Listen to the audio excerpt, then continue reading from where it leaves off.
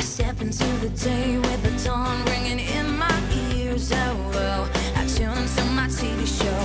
No better way, I gotta get myself into gear. Let's go. Oh, and I feel good today with my wake up in the morning espresso. I feel good today. It's my feel good breakfast show. Good morning, you incredibly beautiful people. I say it every day because I mean it. Good You're also fitting into that category. How are you doing, beautiful girl? I'm doing good, thank you. You know, it's first Thursday, so a lot of exciting things always happening on a Thursday. And a lot happening on the show this morning. What you got? Well, you know what? The weekend's upon us, so JP Sebastian joins us in studio. It's all about new movies releasing this weekend. Oh, and hopefully you still got some money left over after payday. We're going to teach you how to be savvy with your hard-earned cash. It is, after all, National Savings Month in South Africa. Yes, you need to be careful with that. Then we're going to take a look at what's trending, what's going on between Lady Gaga and Ed Sheeran. All I can say is she's got his back. She's got his back, and he's quit Twitter. I want to find out we'll more. Find then, out. Of course, we're going to round it off with a couple of brilliant performances. She stepped into the spotlight, definitely in her own right. Zandi Kumalo is here. We're going to get to know a little bit about her awesome musical journey this morning, so stick around. It's going to be a cracker. That's right. Well, let's see what's happening in your temperatures this morning. Good morning, team, and a very warm welcome from my side as well. As always, let's kick off your morning with your temperatures and your weather. And it looks like most parts of the country can expect a nice chilly start this morning. The KZN region can expect pleasant, sunny and warm conditions, while the northeast and the Western Cape can experience nice and cool temperatures going into your Thursday. Polokwane begin op 6 grade minimum en 'n maksimum van 22. Mbombela 10, 26. Pretoria 6 grade, dit styg na 22. Johannesburg lekker koud vanoggend, 4 grade minimum en 'n warmer 21 later. Mahikeng 7-24, Klerksdorp 3-22, Kimberley ook 3-23, Bloemfontein -1 graad lekker koud en 'n warmer 22 later, Richards Bay 16-26, Pietermaritzburg begin op 9 en 'n warm 28, Durban on 16 this morning with a maximum of 26 degrees, Mthatha 4-28, East London 16-27, Cradock starting off on a cool 2 degrees minimum with a mild 24 later, Port Elizabeth 12-29, George 14-29, Sutherland starting off on 5 degrees with a maximum of 20, Cape Town 12-20, Worcester on 11 and a mild 25, Springbok 9 this morning and a maximum of 26, and Uppington starting off on 7 with a maximum of 26 degrees as well. That's a wrap of your weather for the 6:30 bulletin. We'll keep you updated with those temperatures. I'm back just after 7 with another look. Well, let's start your Thursday morning by taking a look at what's happening on the roads, focusing on the Western Cape this morning. In Cape Town, expect some lane closures on the M1 northbound. That's a double-decker section, so you can expect delays entering the city this morning. In Meriton, on the M5 highway, there's still protest action in Meriton area causing delays and diversions. Please use an alternative route where possible. And if you're in Cape Town on the train lines, commuters using the Central line can expect a 30 to 40-minute delay. That's due to vandalism at various locations and on the network, so please allow for some extra travel time this morning. Well, don't let that set you back. We'll bring you another traffic update in half an hour's time.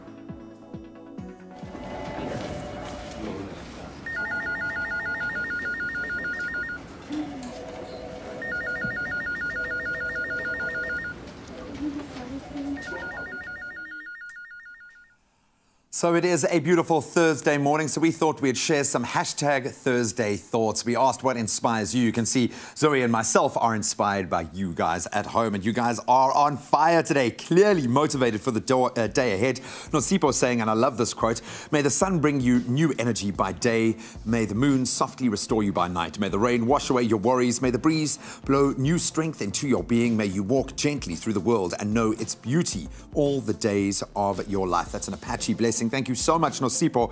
Ntabeleng saying, "Morning, sons and daughters of the soil. A worm is a pretty disappointing prize for getting up early, if you ask me. Why does it always have to be a worm?" Well, you've got the whole show to look forward to this morning. And we'll end with this one from Sarah Salelo saying, "The mind can do anything it sets itself into." And let that thought carry you through. Keep those Thursday thoughts coming throughout the day. We need the motivation. Thank you, Graham. Keep connecting with us on Facebook and social media. We will definitely connect with you guys as well. Hashtag Expresso Show. But take it easy with us on this Thursday morning. We're very excited because the weekend is here, and that means a whole lot of movies opening up at your nearest cinemas. JP Sebastian is here to bring us all the latest. And then it's National Savings Month, so we're going to be talking about ways how you can be savvy with your money. Don't go anywhere. We'll see you after the break. If you didn't believe in magic before, just wait until you try out these amazing Chuck's Magic Erasers. The Chuck's Magic Eraser is a powerful grime and mark remover block that works well on all surfaces, including walls, door handles, light switches, electronics, kids' toys, and even crockery. You can even get the kids to help you clean, as they're activated by just using plain water. So that means you don't have to use any harmful chemicals or scrub until you're blue in the face. Simply place the sponge in water, squeeze out the excess, and gently wipe over marks using a light pressure. And just like that, stubborn marks are removed like magic. Now, only if my other household chores could disappear that easily.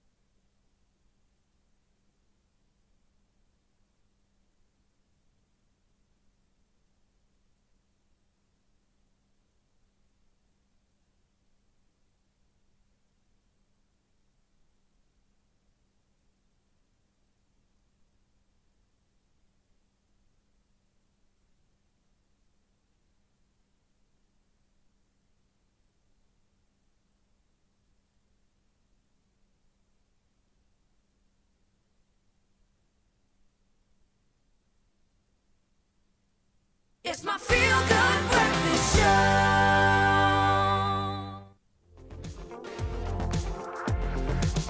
Welcome back. You're live with Expresso. Thank you so much for joining us for this feel-good kickstart to a Thursday morning. Sadly, as we broach our local entertainment news, not the best feeling in the world. In fact, a tragic loss to the world of music. That's right. Well, we start on a sad note as we confirm the passing of jazz musician Johnny Makoa. Now, the Makoa family, they confirmed the legendary trumpet's passing, confirming that he passed at his home earlier this week.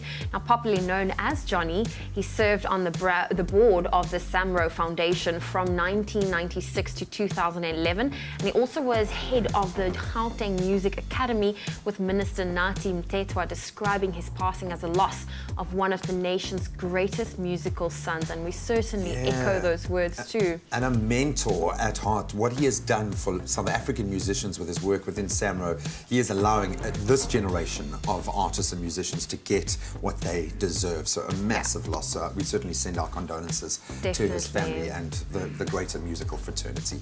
So there are no news on the funeral or memorial services yet, but we are expecting it to happen later this week. May he rest in peace. Well, we're now moving on to another South African. Remember how Zahara said her wedding was on hold due to her busy schedule? Well, if a busy schedule had a name, then it would be Ian Sihle, who is, get this, Zahara's new man. Now, according to a recent report, Zahara and Ian have been dating for a few months now, which we suspect to be true considering that both of them have generous amounts of posts together on social media.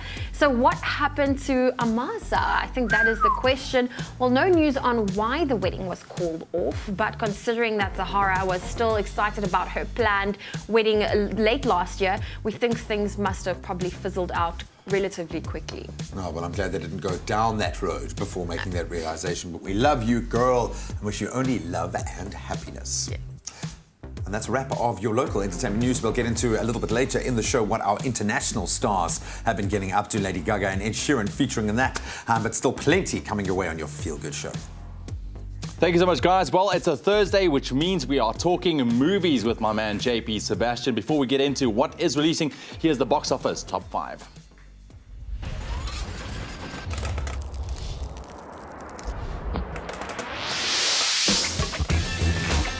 This is the South African top 5 box office hits over the last weekend. Some people need to help somebody, and Baywatch stays in number 5. The Justice League's gonna need the manpower in November, but for now, Wonder Woman's got her hands full at 4. I still have questions. I saw a little baby car. What are the birds and the bees of the automobiles?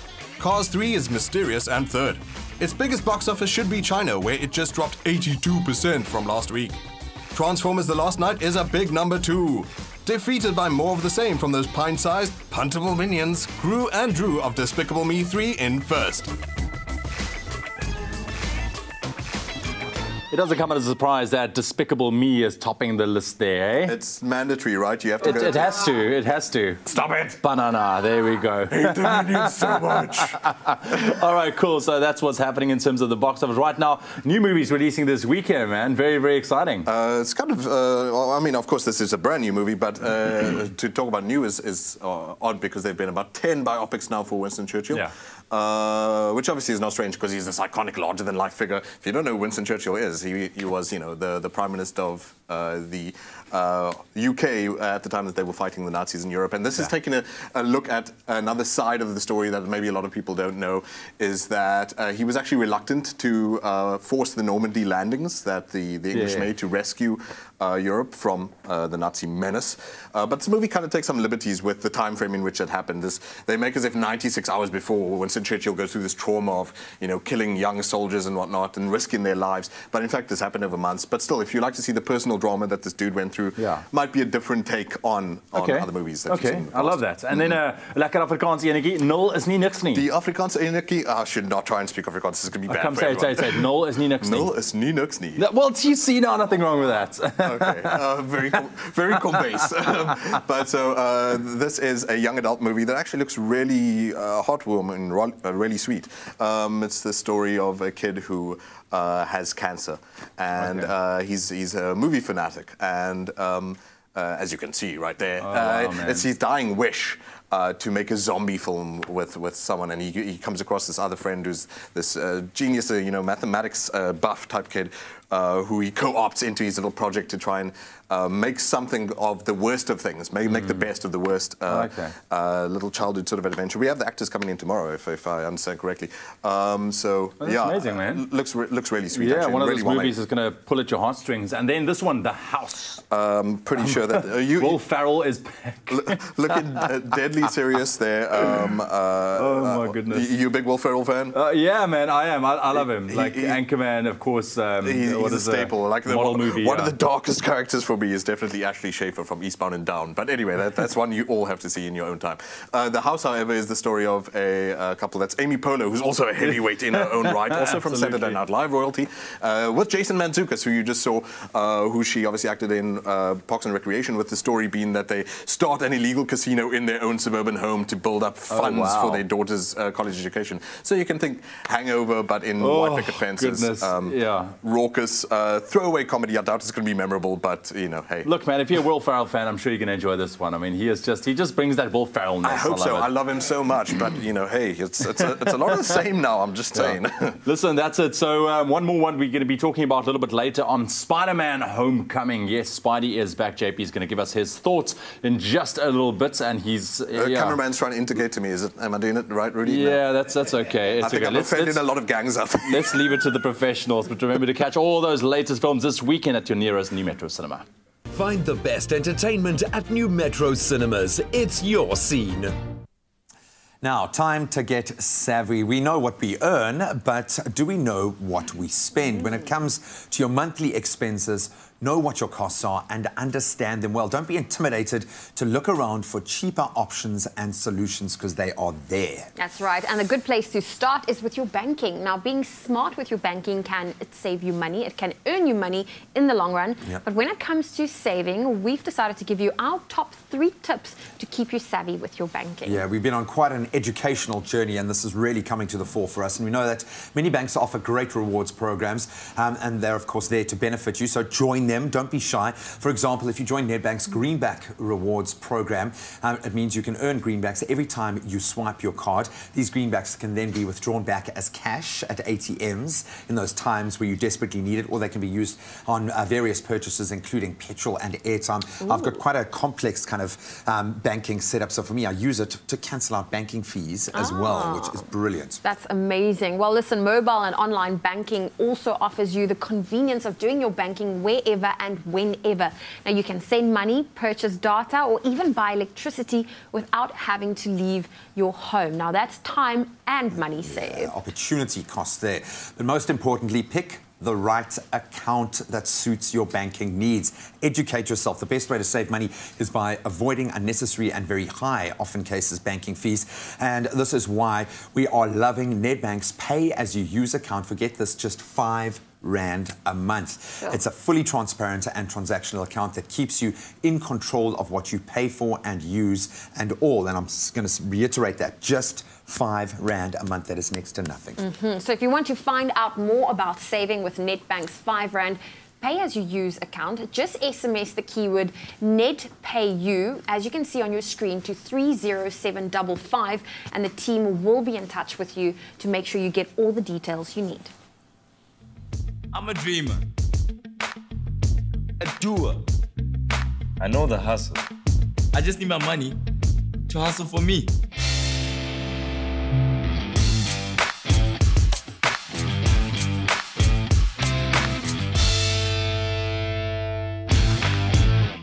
Thank you, guys. Definitely some great saving tips heading into your savings month here in South Africa. But still ahead on your Feel Good Breakfast Show, we got a great little What's Trending story for you as Lady Gaga defends Ed Sheeran on Twitter after he also subsequently quit Twitter. We'll find out the full story in just a bit. And then some great music from Zandi Kamalo this morning. She lends us her voice to make this Thursday truly epic. We'll be back after the break.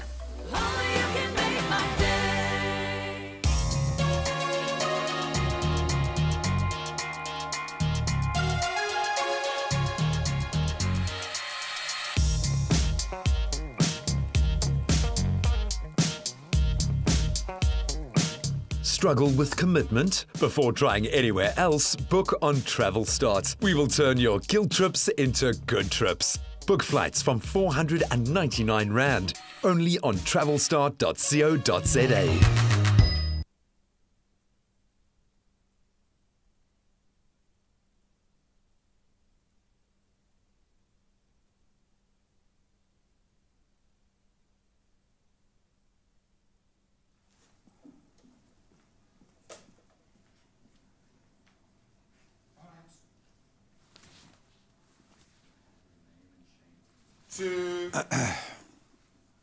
Time for a quick break here on the Africa Channel. When we return, we're going to get into what's trending online. And it seems Lady Gaga has come out in support of Ed Sheeran. She is keeping those little monsters at bay. Then we've got a brilliant performance coming your way. It's with Zandi Kumalo, so you don't want to stray too far. We'll see you now.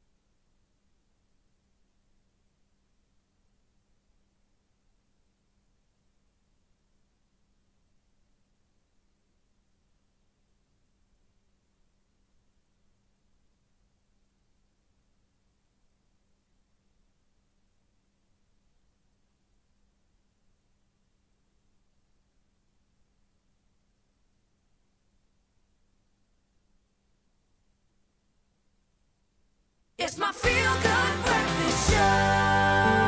At Samsung, we develop technology so you can live life. Samsung, a way of life. Yes, this is your Feel Good Breakfast Show Expresso only on SABC3. Welcome to it right now. A little bit of fun as we check out those interesting, funny and random things that we stumbled across on social media this morning. What do we have, Zoe? Well, I think everyone wants to know what happened between Lady Gaga and Ed Sheeran. So what happened was Ed Sheeran did an interview and the Lady Gaga's fans, her little monsters, misinterpreted what he said and threw some major shade at him online. But Lady Gaga came back and sent out a beautiful tweet saying to them, "What an incredible, talented artist. I love Ed. He deserves all our love and respect like all humans do. I wish all people on the internet would be positive and loving and a part of creating an online community. It is kind and empowering, not hateful and mean. No reason to tear down an artist simply because they're on the top. Work harder to be kinder, everybody. That should be your first duty to humanity." Wow, slow clap for Lady Gaga, man. Yes. Yeah, I love it. Now, we've said that Ed Sheeran, he announced that he quit Twitter, but recent news suggests suggest that he denied that. He is still on Twitter, so if you're an Ed Sheeran fan, hey, he's still there. Check him out. And then how's this? I don't know if at your workplace, you've got that employee of the month kind of thing going where you give your picture at the end of the month, go up and it's like, yeah, you did well. But the National Aquarium of New Zealand, they've created their own form of this, and it's not just celebrating the best behaved penguin, but the naughtiest too. Aww. Now, Timmy the penguin, that's got a naughty name in that as well. He was named the naughtiest of the lot, okay, for the month of June. He stole fish and even pushed over another penguin. Naughty, naughty Timmy. And Betty, of course, with a very good name as well. Betty, she was named the good penguin of the month for being a good swimmer and also waiting patiently for her fish. Now, I really do wonder if this naming and shaming will improve Timmy's behavior next month. We'll see. That's quite cute. That's very, very humorous cute, indeed. Yeah. Well, listen, talking about fish, if you have to catch fish for a living, you have to feed and look after your young, and let's say you're a seal and you get a little tired every once in a while, you take time for yourself by relaxing in a boat. I can't see why not. Look at that. I can't see why not. Just, loving life. There Loving we go. life. Hey, man, some rather interesting and cute stories this morning. Hope you enjoyed that. Let us know if you stumbled across something interesting on social media, and let us know with our hashtag Expresso Show. Right now, though, we've been waiting for it all morning. We have Zandi Kumalo in studio with some great music. Multi-talented singer and songwriter, the gorgeous Zandi Kumalo is finally taking the center stage as a leading solo artist. And 2017 is set to be a massive year for her as she gears up to release more music and solidify herself in the music industry with the release of her brand new single. She joins us now to perform a track that announced her on the big league. It's Temba.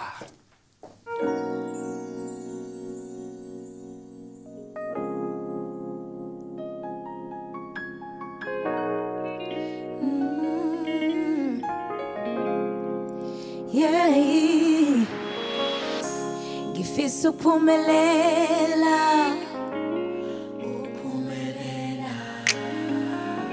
ngifeza amaphupha ami,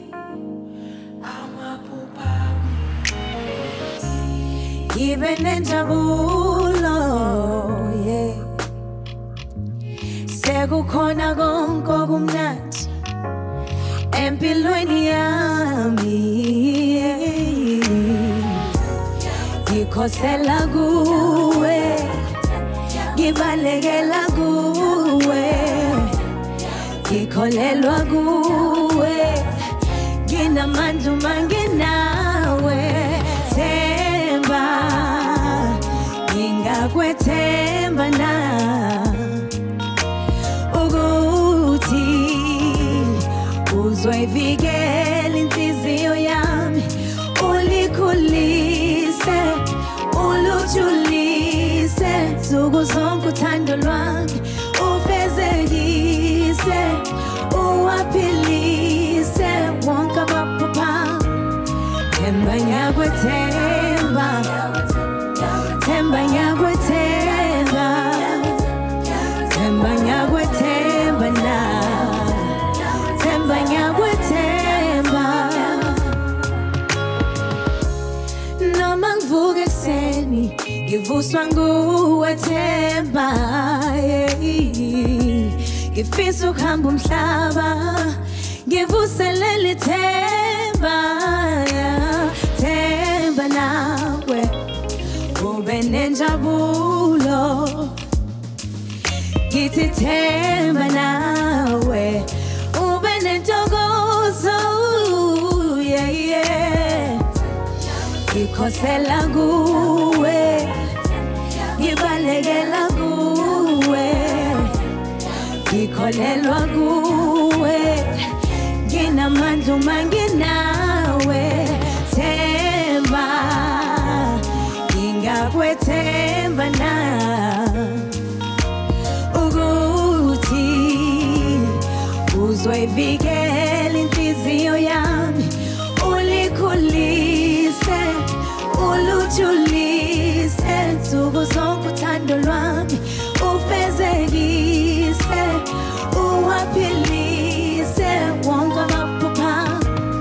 Themba ngiyakwethemba, Themba ngiyakwethemba, Themba ngiyakwethemba na, Themba ngiyakwethemba, Themba ngiyakwethemba, Themba ngiyakwethemba.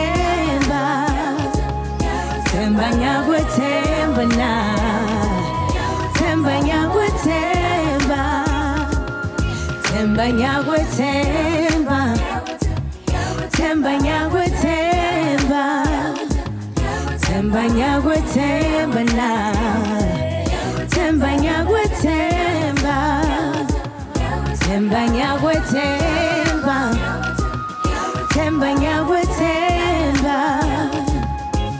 nyagwe temba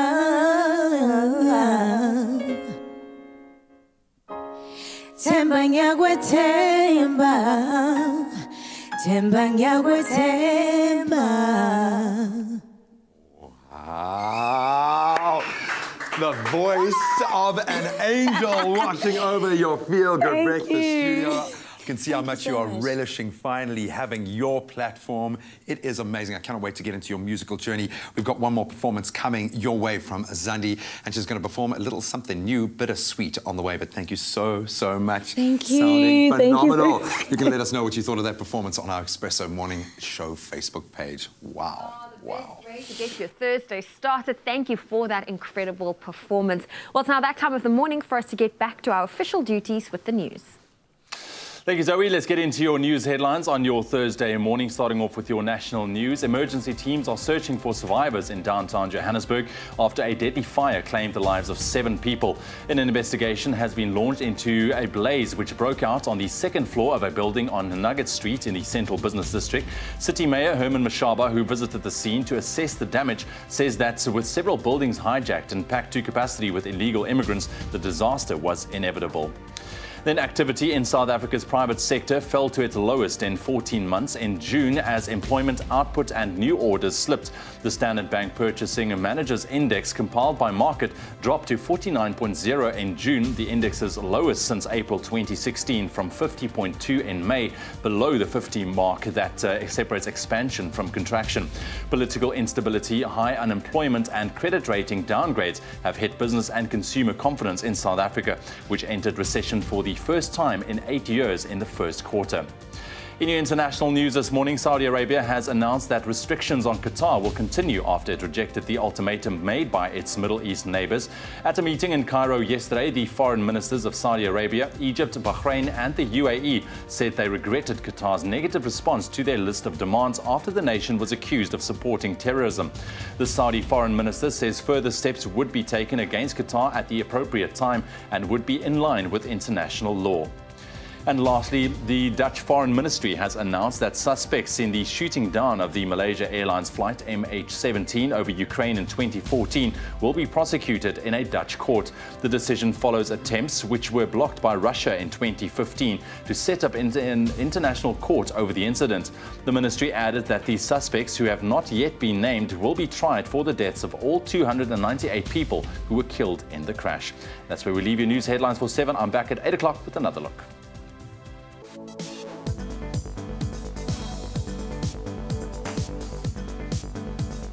We start with cricket this morning, and the Proteas kickstart their 4-match test series against England today, with that first test taking place in London. South Africa's last outing in the longest format of the game saw them earn a 1-0 win over New Zealand. That was in a 3-match series back in March. Today's test getting underway at the Lords Cricket Ground from 12 o'clock, and of course Dean Algar coming in to captain the side in the absence of Faf de Klerk.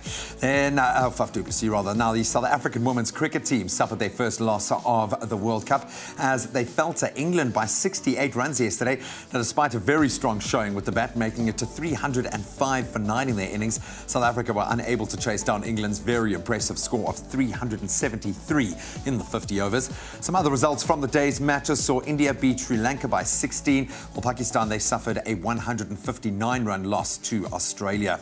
Then on to football, and bringing it back home, Zimbabwe booked their place in the final of the COSAFA Cup last night thanks to a 4-3 win over Lesotho in Maroleng. Knox Motizwa was the man of the hour for Zimbabwe, scoring 3 of his nation's 4 goals, securing a result which sees Zimbabwe continue their run for a record 5th COSAFA Cup title. Also on the night, Zambia earned their spot in the final after seeing out a 4-2 win over Tanzania, so goals galore.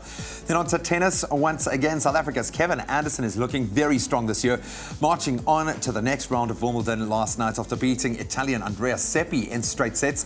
The 6-3, 7-6, 6-3 win sees Anderson set up a round 3 clash with world number 124 ranked player Ruben Bermelmans, now a player that has never faced him before. Some other results coming out of day 3's action saw Andy Murray beat Dustin Brown in straight sets as well, while 2014 champion Petra Kvitova suffered a 2-1 loss to Madison Brengle. And that's where we leave our sport for now.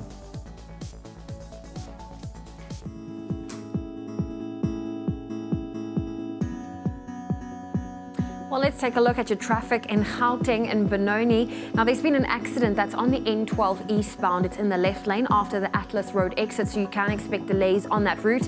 In Durban this morning and Chatsworth on the M1 Higginson Highway eastbound, there are the usual delays heading towards the N2 highway. And in Cape Town, in Tableview, there's a missing drain cover on Marine Drive southbound. That's just before the Boundary Road exit. Now, the left lane has been closed as a result, causing further delays on that route, so please keep a lookout for that.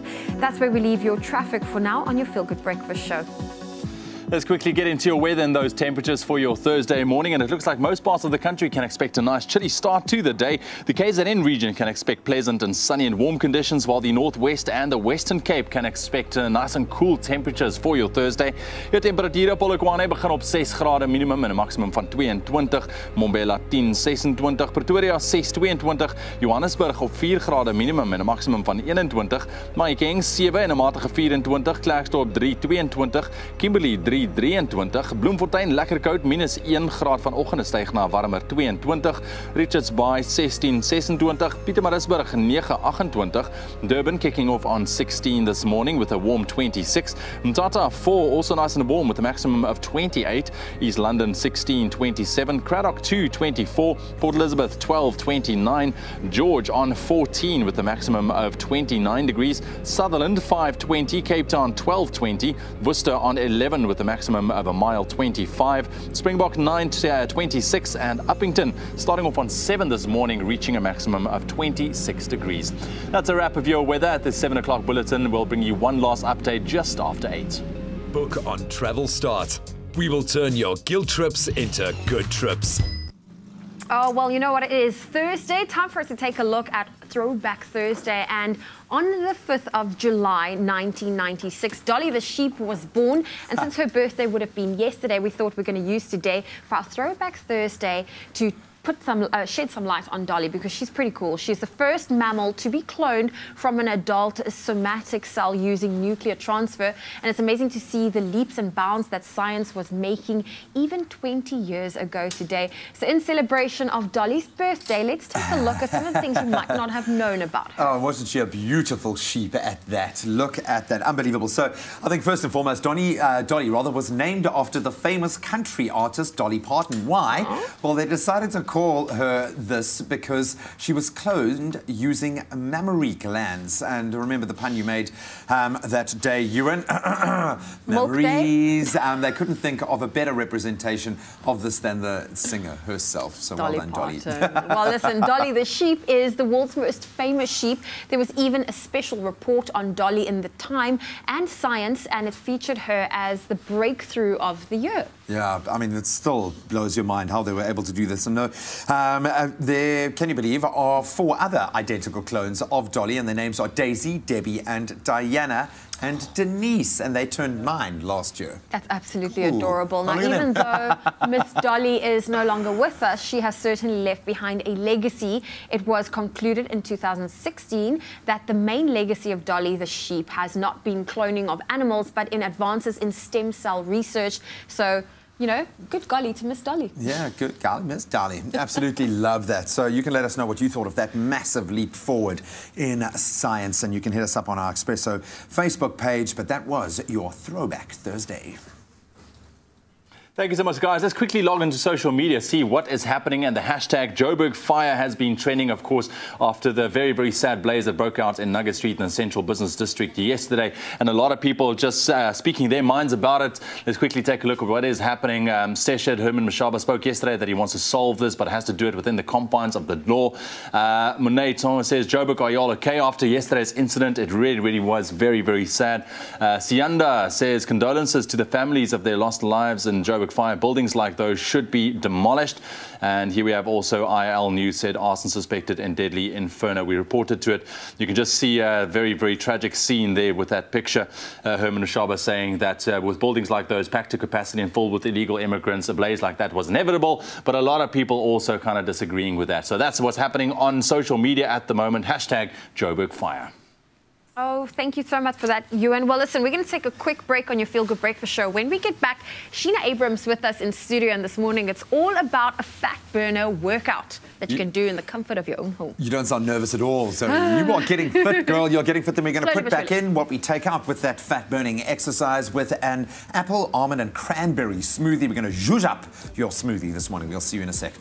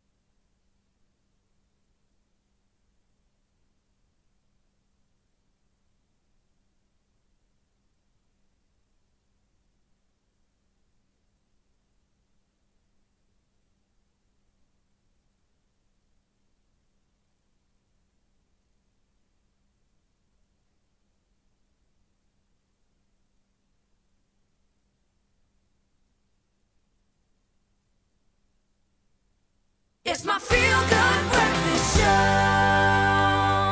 Welcome back. Thank you so much for joining us this morning. Now, I always said sports is always giving South Africans a reason to celebrate. And this past week, yet another extraordinary local athlete made this country and I think everyone here at Expresso are incredibly proud with a masterful performance. World-renowned ultra-distance runner Ryan Sands, he stormed to victory at the 160-kilometre Western 100, which saw him battle through snow, rivers, dense forest, and unbelievable terrain to take what is a very coveted title, I'm finding out. We're joined this morning by the champion himself, dude. Good morning. Welcome, congratulations, Thanks, man. thanks so much. The more I find out about the Western 100, the oldest 100-mile race in the kind of ultra world, this is a massive honour, dude. How are you feeling? Do you still feel these big wins with so many kind of notched up on your belt, man? Yeah, this is the one race I've really been trying, or really wanted to win, and I've been trying to win it for the last 5 years. So to finally get it right and to cross that finish line first was just really phenomenal and super stoked. Yeah, congratulations, man. It looked pretty tight, certainly with the top three. How did you get it right? What was the defining kind of characteristic for the win this time around? Yeah, I guess previous experience helped a lot, and just really trying to focus on race conditions. Like the first part of the race is really difficult with the extreme snow and rough terrain, and then it gets just like stupid hot.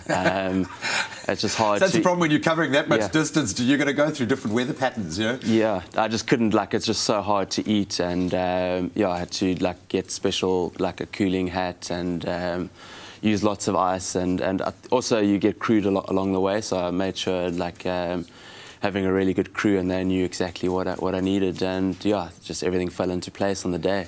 Dude, there are so many, being based here in Cape Town, there are so many urban legends about you, just being this insanely naturally fit person. But I would imagine it's not just as easy as that, as slapping on your trail runners and hitting the trail. How do you train for something like this? What sets this kind of race training apart? Because this is it's a slightly shorter distance. You know, we've seen you do much bigger distances, and it looked like a sprint by your standards. Yeah, I guess just lots and lots of running. Like I train from anything from 15 hours to 23 or 24 hours of run training a week. So I got in a very specific block of run training to Western States, like trying to train in hot conditions. I actually did a little bit of training, like heat training in a sauna, or running with lots of jackets on. And then yeah, also just trying to get my nutrition right, and also do a lot of like strength and mobility training, just to try and like keep my wheel alignment straight, because running so much, generally a lot of stuff. Your cadence is a little off there. Yeah. So trying to sort all that out, and yeah, I guess also spend loads of time at a chiropractor and getting regular massages and stuff. Panel beating done. Yeah. Now, you mentioned you had a team with you supporting you there. Of course, the family has become a little bit bigger. That team, I'm sure, is motivating you a lot. They were there with you for the event. Yes. Yeah, it was really awesome to have my wife and Max. Yeah, he's getting so big, dude. Yeah, no, he's 9 months, but he's actually, I think, like the size of a 1.5-year-old. So he's big, but yeah, it was super cool to have them there, and I think it made it that much more special. And just to see him at some of the aid stations when like you feel like collapsing, it's like 45 degrees, and seeing him there definitely gives me that inspiration to keep going. So it was really cool to have the whole family there. Oh, dude, I can see how much you mean to you, and I can see how much this win means to you. So congratulations, man. Thanks so much. Look forward to having you back again with another champion result under the belt. Unbelievable performance. You can let us know again on social media what you thought of that Western 100 win. Now, it is almost Mandela Day, and if you are looking for a way to help South Africa, then be part of the 27 Suitcases campaign with TravelStart. From now up until the 18th of July, TravelStart will be collecting clothes, there's toiletries, non-perishable foods, and children's toys for those in need. Now, these items will fill 27 suitcases and will be sent to 27 charities across the country. Now, for drop-off details, you can visit the TravelStart blog, and if you drop off at the TravelStart head office in Cape Town, you will be rewarded with a free cup of coffee. So make a difference in someone's life with Africa's leading online travel agency. We're talking about TravelStart. Oh, well, listen, it is Thursday. Sheena Abrams with us in studio, and it's all about a fat-burning workout. As we know, summer bodies are made in winter. Good morning. Exactly. Good morning, Zoe. So what are you taking us through? I love the fact that you have kettlebells. I know. I love kettlebells. It's absolutely one of my favorite pieces of equipment. And, you know, you can get them anywhere, not just at the gym. So you can really get you some and use them at home. So we're going to look at a fat blasting workout and using our kettlebells, because it really works the entire body. So you're going to do 45 seconds on, so it's no specific reps. Get as many reps as you can with a 15-second rest. Okay. You're going to do 5 exercises. After you've done all 5, you take a 1-minute break and repeat for 4 rounds. Okay, cool. Let's jump straight into it. So the first one we're going to do is the kettlebell, 1-arm kettlebell swing. So from there, knees slightly bent, palms back, hip through, and lock out at the top. As you're coming down, change over the hands and lock out. And remember, try and keep them, as you're bringing it down, keep the weight as close to your body as possible. Don't try and let it swing too much away from you, and lock out at the top. So we're going to do one more and lock out. Right, from there we're going to go do a high pull so that we work the shoulders as well. So feet shoulder width apart, pelvis back, chest up, touch the ground, and lead with your elbows. Back down, so just come up to your chest. Don't go past your chest as you're pulling up. Again, 45 seconds, as many reps as you can do, and then you take in a 15-second rest. Okay, from there we're going to go into burpees. So we'll have it out on the side. We'll do walkout burpees, hands on the floor, 1 foot back, other foot back, chest to the floor, back up, bring your feet in, and then pop up. Okay. If you're warm enough, remember, just do a jump up, and then back up. 45 seconds of that really gets the heart rate high. Get the heart rate going, Very, very high. Okay, from there we're gonna go pick up our kettlebell again, pelvis back, keeping it nice and close to the body. We first clean it to the shoulder, then a small dip, and press above the head. Back down, change arms, touch the ground. From there, pop up to the shoulder, dip, and above. And again, 45 seconds of those, 15-second rest. Then our last one, lunges. Okay, onto the chest. Okay. Remember with the lunges, take a step back, first to the toe. Okay, from there, knee to the ground, tighten the glute, and pop back up. And then you'll change. Toe, knee to the ground, and pop up. There you go. Yeah. I really like that, and I love that these are quick movements. You think 45 seconds is not long, but do that for 45 seconds with only a 15-second rest. You will definitely feel it. Sheena, thank you so much for joining us this morning. Absolute pleasure. There you go. That's what you can do. Something fun on the day, well, any day of the week, in the comfort of your own home.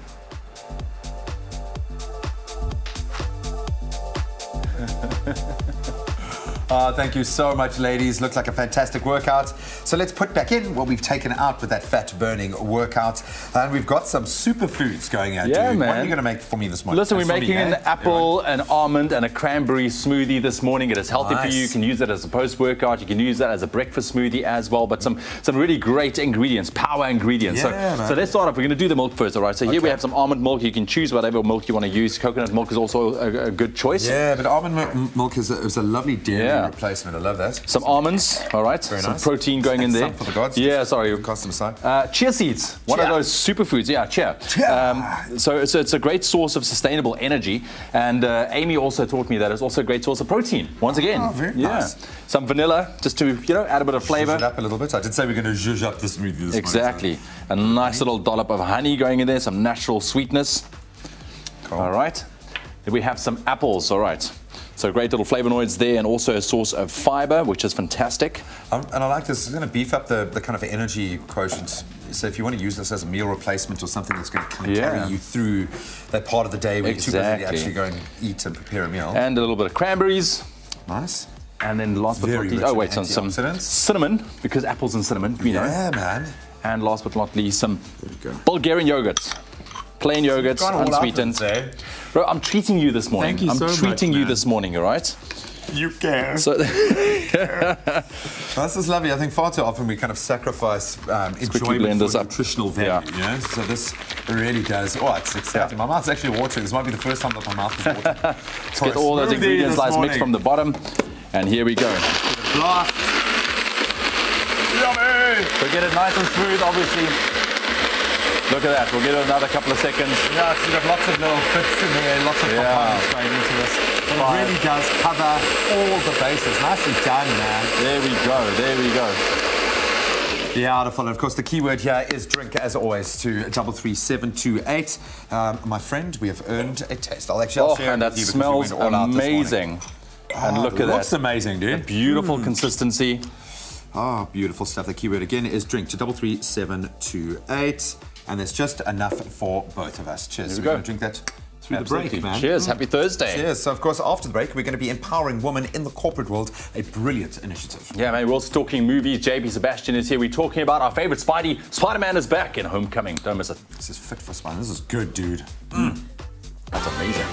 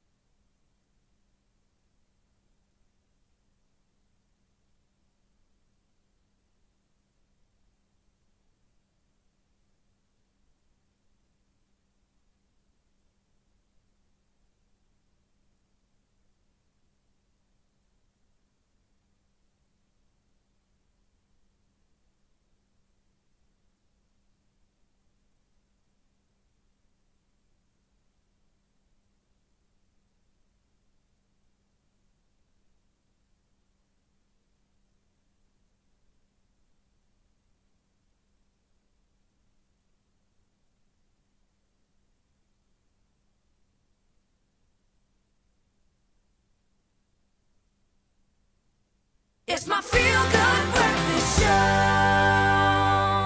Welcome back. This is your Feel Good Breakfast Show, Expresso, and we are now taking an inspirational path, because the path to success, it begins with building a foundation of strength and skills within yourself first.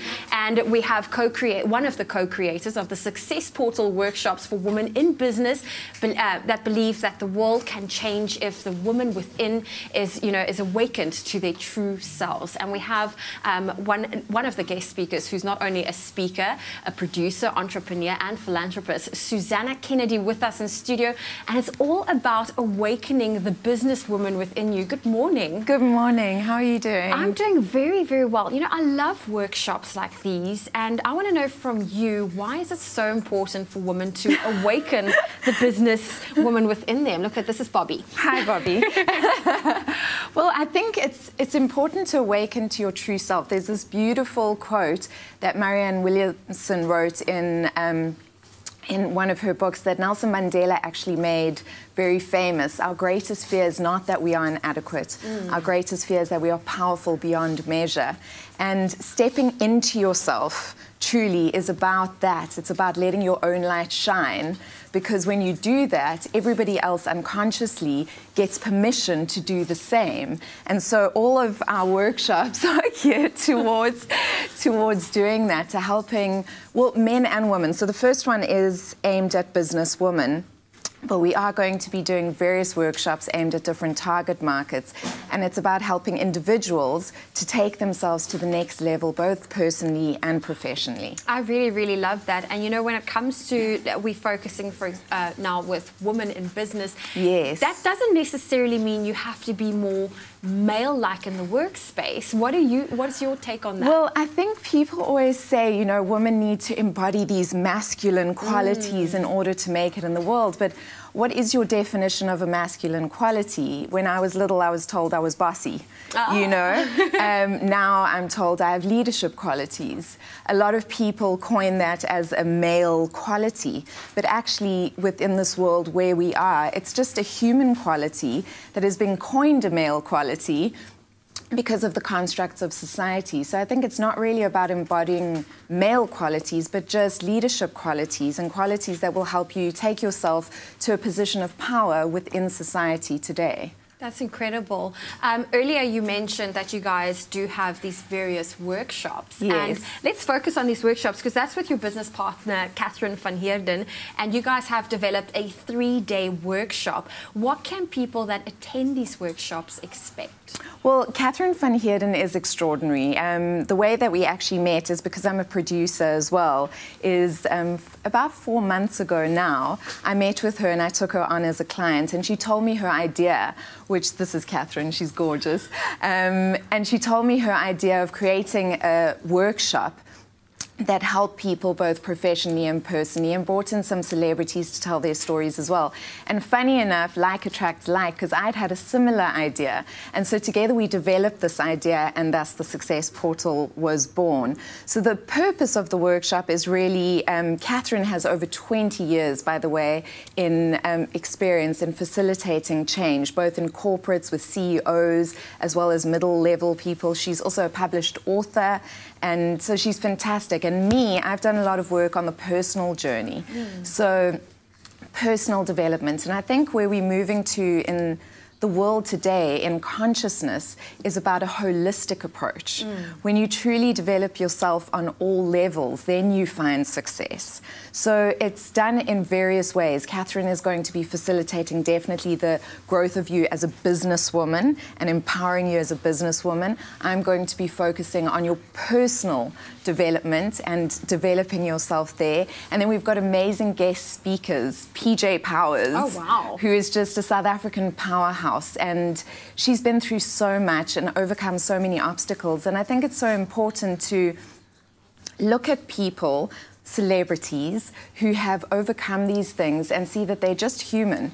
And what they've learned along the way is always a fantastic way of, you know, seeing that and getting that human side. And then Kamini Patha, who was on Two Oceans Vibe with me. I had a radio show on Two Oceans Vibe, and so we were friends there.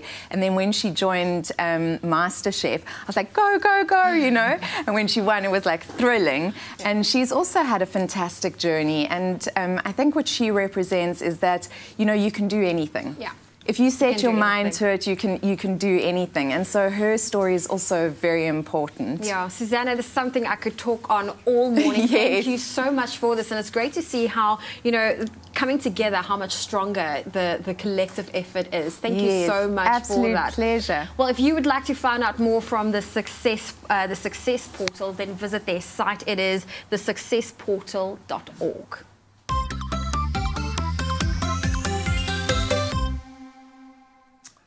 Now time for some free stuff. Vodacom is about to meg your day with up to 1 free gig of data. Vodacom is offering customers a chance to explore more of the internet with the Meg Your Day campaign by giving you access to a new site every day of the week. Yesterday it was gaming. Thursday is all about Instagram. On Instagram Thursday, Vodacom is going to give you access to the platform without any data charges, for free. Now, Alex Kibble, an enthusiastic and I have to say very talented young photographer with close to 90,000 followers on Instagram, is here to tell us a bit more about why he uses this platform and how he uses it so successfully. Alex, awesome to have you here, my friend.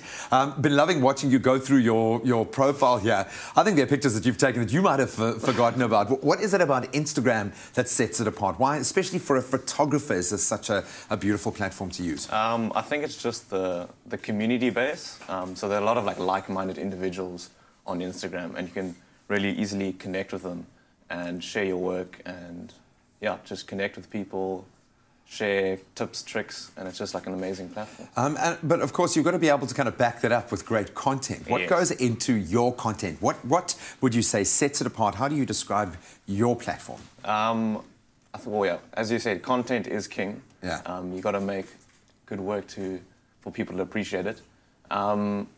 So I think I try to take a different take on Cape Town. Like a lot of people just kind of like to shoot the mountains, whereas I like to because we do have a mountain right here. So I mean, I try to go for more like a lifestyle kind of vibe to kind of show people, you know, what Cape Town really is about as a local.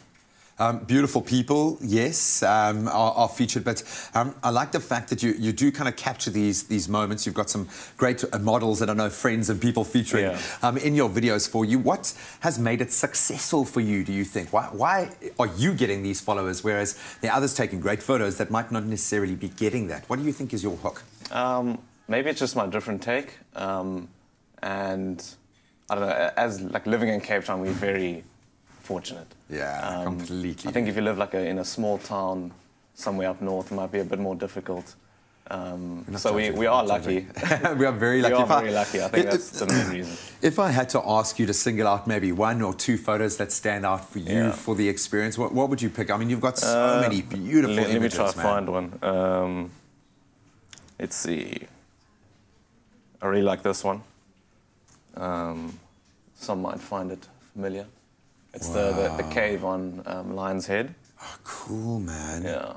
And let me see if we can let's do one more. I really like this.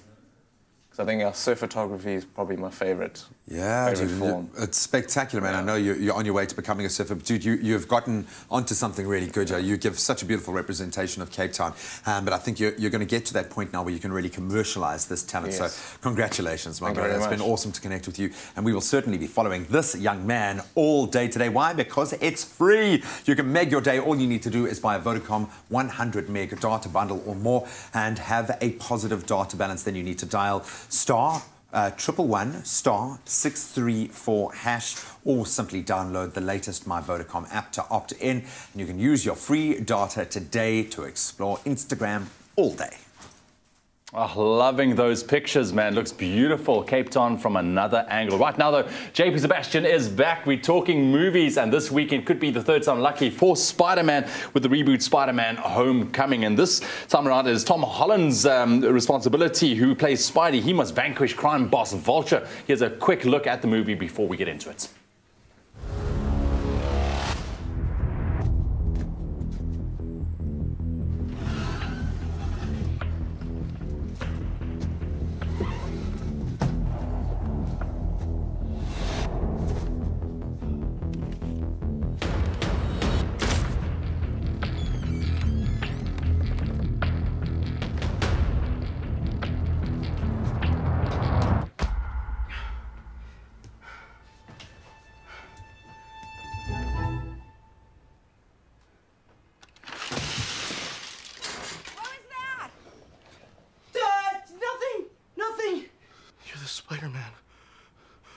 tube.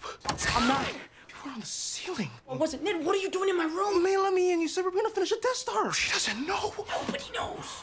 Well, I mean, Mr. Stark knows because he made my suit, but that's it. Well, Tony Stark made you that. Are you an Avenger? Yeah, basically. All right. Tom Holland, man. Look, man, based on that little snippet I've seen, I'm quite excited. With that new suit, man, I was like, what? You're like, what on earth is that? So the reason there being is we're looking at, as you can see from the poster, Tony Stark has obviously entered the frame now. This is post-Civil War, the one that was Captain America Civil War, where Spider-Man was like, brought in as a temporary Avenger to help them out there. And so he was the man who designed the suit for him that's got all sorts of like apps and technology in it and whatnot. But obviously, interestingly, this becomes a part of this young, self-conscious dude that Tom Holland plays, which is obviously Peter Parker, learning that it's not all necessarily about the gadgets and the suit, it's the man inside. Yeah, so it's important to point out that suit. So anyway, that all aside, most important thing to point out about Spider-Man Homecoming is it's not an origin story, because we've seen these done to death. Like, you could demarcate different decades in human life by how many different Spider-Men we've had. Spider-Man. Spider-Man. Yeah, and by the way, I'm the guy who's been sent out here to make you feel old, Ewan. Well, thank you.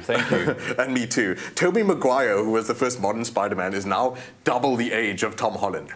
Wow. It's so weird to think of, but anyway. That is strange. So the dude was really young. He was 20 when he played this. But it looks like he really embodies like Spider-Man, and what he stands for. Yeah. He's a trained acrobat. All the flips you see, not necessarily the webs, are all him. Just a little bit quickly about the story. So Vulture, by the way, is this guy who's been salvaging the alien technology that we saw fall on the city the last time Avengers played out and Loki came to invade the place. Vultures this technology for himself to build this wingsuit to become this miniature sort of crime lord. They don't do enough on his story, but you find a reason for why he behaves this way, why this bad guy's his motivations right towards the end. I can't spoil for you. Yeah, please don't. Spider-Man has to worry about high school, has to worry about the girl, and also fighting crime, but not just for the sake of it and proving himself. He really does believe he can. Can he balance it all? That's the question. How many popcorns?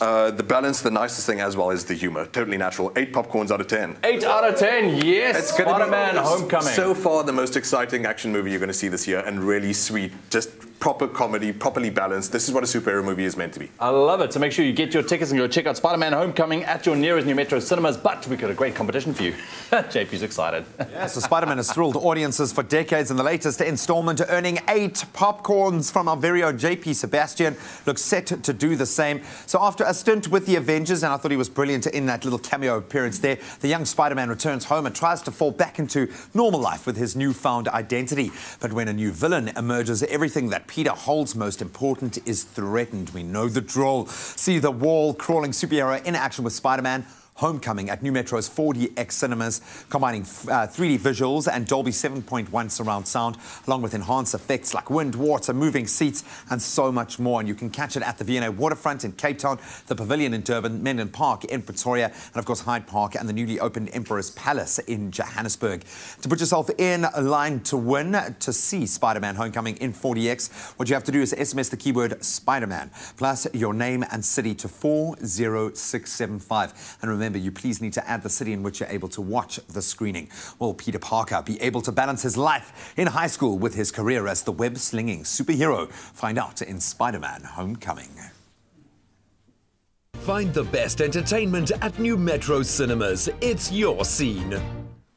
And you can see how excited Zola is for this movie, Spider-Man. She's actually such a big fan. Yeah. Look at her. Yeah, absolutely. But no, why she's here is Kat is going to kick himself that he's not on the show today because we're making spicy fried chicken with the difference. Zola Nene style. I don't know what's better, the fried chicken or the fact that today is World Kiss Day. We'll talk all about that after the break.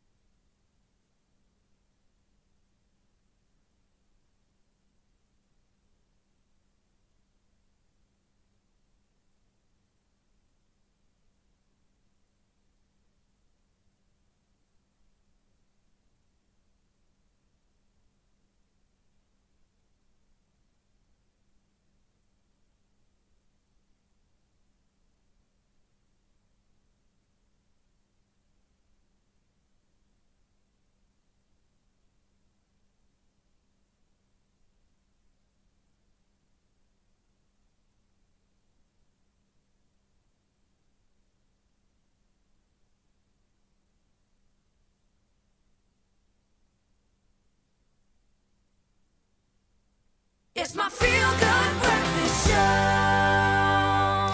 This is your Feel Good Breakfast Show Expresso only on SABC3. Welcome to it. The pups have joined us as well. Bass and Bobby joining us this morning. Boys. Looking forward to the entertainment news, the international side. Well, listen, can I just tell you, it is scandal after scandal after scandal because, guys, just wait for it. You might want to sit down for this. Now, while we can't show you any of the videos or photos we're about to talk about, we can fill you in on the latest Rob and Black China drama. Oh, no. Now, in an attempt to make Rob Kardashian jealous, his baby mama, Black China, sent him a video of her kissing another man. What? Now, it is Rob who, however, he saved, basically what he did was he went to social media and exposed Black China for cheating on him. But it gets worse, though. He went about, posted personal pictures of Black China, as well as some information about a secret surgery that she had to get rid of her baby weight. Now, it doesn't stop there.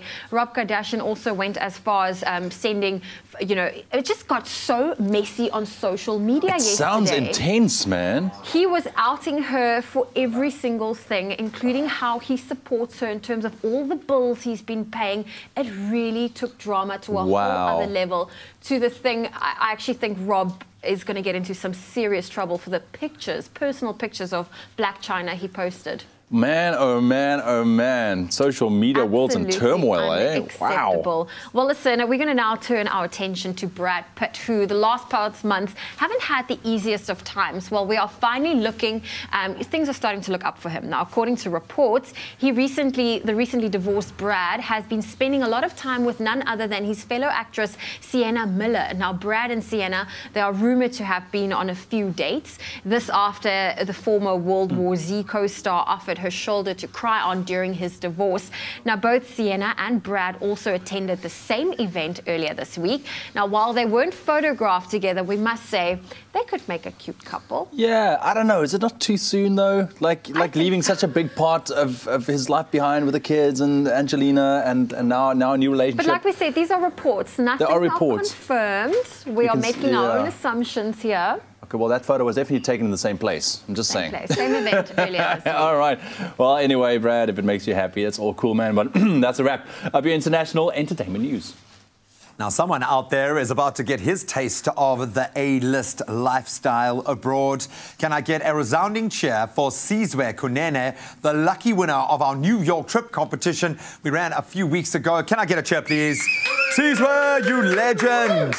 So not only is he jetting off to the USA, but he'll also attend an exclusive fan screening of War for the Planet of the Apes, which will also be attended by some of the cast members. What an honor. That's awesome. You can enjoy an exclusive pre-screening of the film, and it does sound good, in South Africa here at New Metro's Extreme Cinemas. What a way to watch it. You can do that at Clearwater Mall, Ballito Junction and Canal Walk on the 11th of July, featuring massive cinema screens and full Dolby Atmos sound. You can visit newmetro.co.za for more information on the film and where you can catch it. And we'll have more War for the Planet of the Apes tickets up for grabs as well, so be sure to tune in next week. It looks like an absolute cinema experience. Find the best entertainment at New Metro Cinemas. It's your scene. Well, listen, you don't want to miss Top Billing tonight because Chris Jafta and Ayanda Tabete, they take us behind the scenes from what happened at the Durban July, as well as the Meet with the Bold and the Beautiful Stars. That's all taking place tonight on Top Billing at 8:30. Join us this Thursday on Top Billing as Jade catches a ride with Dieter Loskan, an unconventional homeowner who's crazy about cars. This original New York taxi cab has the most amazing story. So tune into Top Billing this Thursday at 8:30 p.m. to hear about it and to explore this one-of-a-kind home. On SABC3, the stage is yours. Bubbly reality TV star Nonhle Ndala shows us how she juggles a career, motherhood, and healthy living.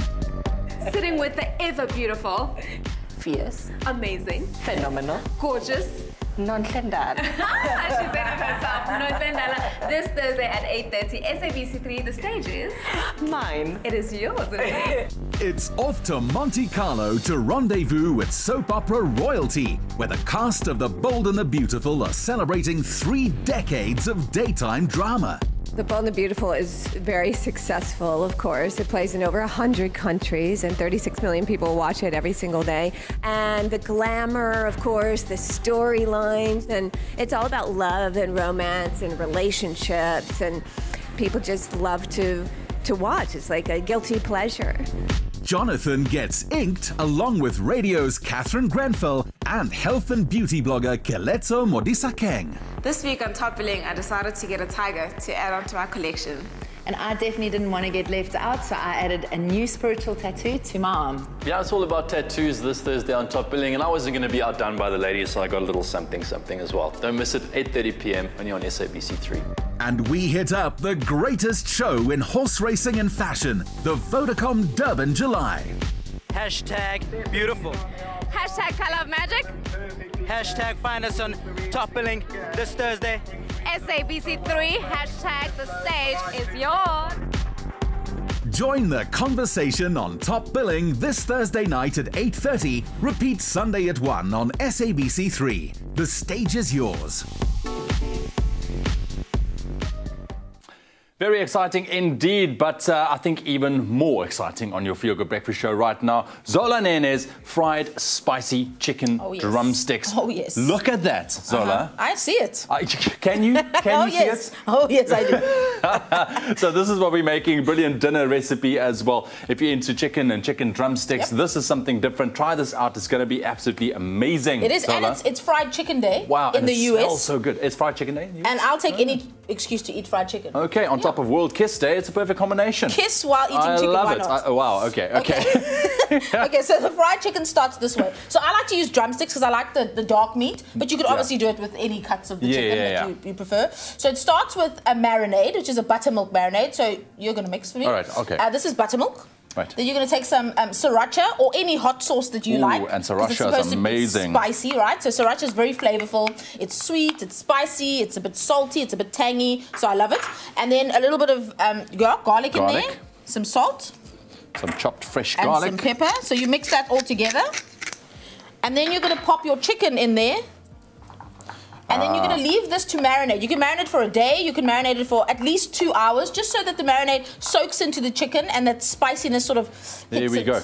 So we're going to pop that in there. Pop that in there, yeah. Oh, my goodness. And then you just want to leave that so that it sort of coats it. Yeah. And then once it's marinated, obviously you can see they look pretty much the same, but this one's been sitting for a while. Yeah. And then you're going to work on the dredge, which is the covering for the chicken, which is what gives us our crispy. What do you call it? The dredge. The dredge. Yeah. So this is dried oregano. We've got smoked paprika and we've got some cayenne, so extra spice, right? Yes. Okay, so that all goes in there. Just Okay. like that. And then a bit of salt. Lots of salt. Lots of salt. And pepper, because you want it to be, flavorful, right? Yeah, absolutely. The keyword is chicken. SMS that to 33728 to get your hands on this beautiful spicy chicken drumstick recipe. Drum set. Bam. Oh, yeah, I guess you can play drum with this. It's that good. Okay, so what you want to do is mix that together and then take a little bit of this marinade, just a few tablespoons of it. Okay. Just like this. Okay. Pop it into this, and then you want to make like flakes. Ah. You want to get it to start clumping, because then the more clumpy it is, the more crispy it's going to get in the fryer, you see? And you're going to get that nice crunch. Absolutely. So can you see there are like little flakes and there's like bits of flour, so that's what you want. Yep. Okay. So you grab your chicken. All right. Like that. Pop it into the dredge. Make sure you spin it around. Make sure it coats really. Can you see how it's clinging? Yeah. Because of the look at clumpiness, right? That's what's going to give you the crispy crisp. Okay, the crispy crisp. Then after this stage, ideally what you want to do is pop this onto a tray and refrigerate it for 30 minutes. Okay. It'll help everything stick to the chicken. Right. And then make it even more crispy. Okay. So then after it's rested, after it's been coated, then you're going to pop it into the oil. The oil should be about 170 degrees or 180 degrees, just so that the chicken cooks in the inside while the crust forms. I see. Yeah, and then that should take about 15 to 20 minutes, gently cooking. Okay. And do it in batches. Don't crowd your pan. Yeah. Keep it in the oven at 180 degrees, just to keep warm and to keep cooking if it's not completely cooked through. Yeah. And then, hey presto. Hey presto, chicken. you have got some fried chicken drumsticks on the spicy side. We like it. Oh, Zola, just as spicy as you this morning. SMS the keyword chicken to 33728. Man, what a dinner idea. But loads more recipes heading your way on your Feel Good Breakfast show. Thank you, Zola. Please. Such a star. Well, it's National Savings Month, and with that, we want to, reiterate how important it is for you to look at your finances, know what you earn, and also know what you spend. So when it comes to your monthly expenses, you need to know the costs that are involved to actually understand them, and don't be intimidated to look around for cheaper options and solutions. Yep, and a brilliant place to start, we are certainly finding out, is with your banking. Being smart with your banking can save you money. It can earn you money in the long term as well. But when it comes to saving, I've got some top 3 tips I think we've managed to distill through our journey thus far on how you can be savvy with your banking. I know. The first one is rewards programs. We know many banks offer great reward programs that they are there to benefit you, so join them. For example, joining Nedbank's Greenback Rewards program means you can earn greenbacks every time you swipe your card. Now, these greenbacks can be withdrawn back as cash at ATMs, or those can be used for various purchases, including petrol, buying airtime, data. Yeah, cancelling out your bank charges. I love that. Now, we know that mobile banking and online banking offer you convenience of doing your banking whenever and wherever you are. They allow you to send money, you can purchase data, even buy electricity, something I do all the time, without leaving your home. And that's time and money saved. Oh, I love that one. And then, of course, most importantly, pick the right account that suits your banking needs. The best way to save money is by avoiding those unnecessary and high banking fees. And this is why we are loving Nedbank's pay-as-you-use account for R5 a month.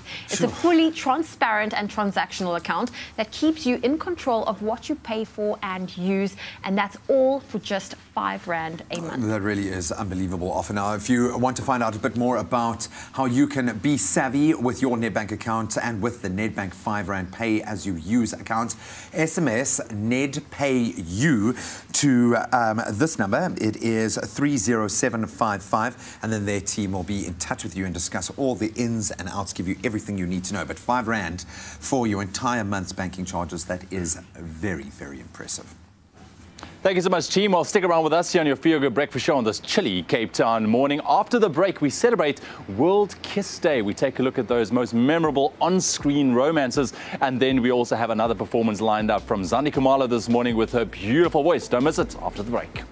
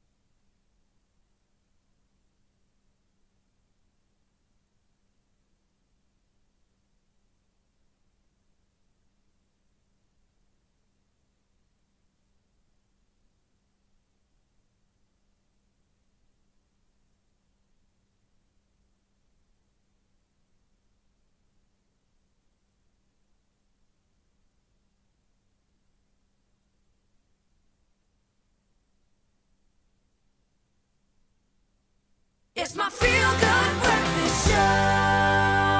Welcome back. You tune into your Feel Good Breakfast Show. This is Expresso only on SABC3. Let's quickly log on to social media. We had a beautiful performance by the gorgeous Zani Kumalo this morning. We asked you, what did you think of that performance? Let's quickly take a look at what you guys are saying. And Valdine Fortuin, good morning, Valdine, says, great performance. Feel Good Thursday, beautiful voice. Ayanda says, I love the performance. Her voice is amazing. Garth says, that was awesome. Love her voice. Well done, my girl. Our gift says, oh yes, you did amazing. Rinlo says, I love. And then also this one, Ikakwe Gazi says, I'm sold, been sold since I first heard her. This woman is fierce and very soulful, loving her style. What a great way to start my favorite day of the week. I'm going to buy her album soon. You go out and you do that because she is amazing. But we have another performance lined up for you in just a little bit. Make sure you don't miss it. Well, listen, you know what? We all love those iconic on-screen couples.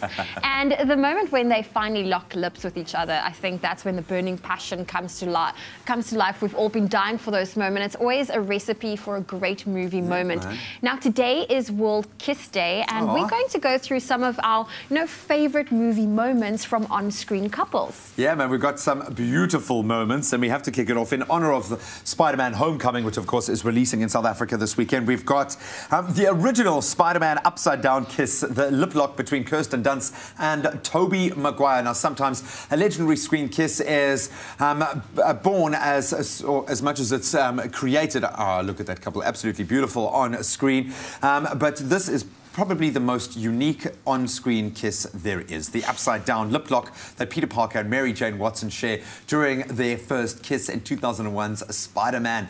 And that was filming the scene. It was, they've said, pleasurable, and that came from Tobey Maguire, as I reported, that his sinuses kept filling with water, obviously because he was sitting upside down. In the rain. There we go. Absolutely love it. So they had to keep turning him right side up so that they could do a retake of it. But that was a beautiful moment. An on-screen memorable moment. You'd never say it took that much effort. Listen, our next one is Terry Hatcher and co. And you probably know Terry Hatcher best as Susan Meyer in Desperate Housewives. But there are some stories from more than one set of no love being lost between Hatcher and basically anyone else she's worked with. Now, tensions were reportedly very high for Terry Hatcher and her Durban Desperate Housewives classmates, her Louis and Clark co-star Dean Cain, as well as her Tomorrow Never Dies co-star Pierce Brosnan.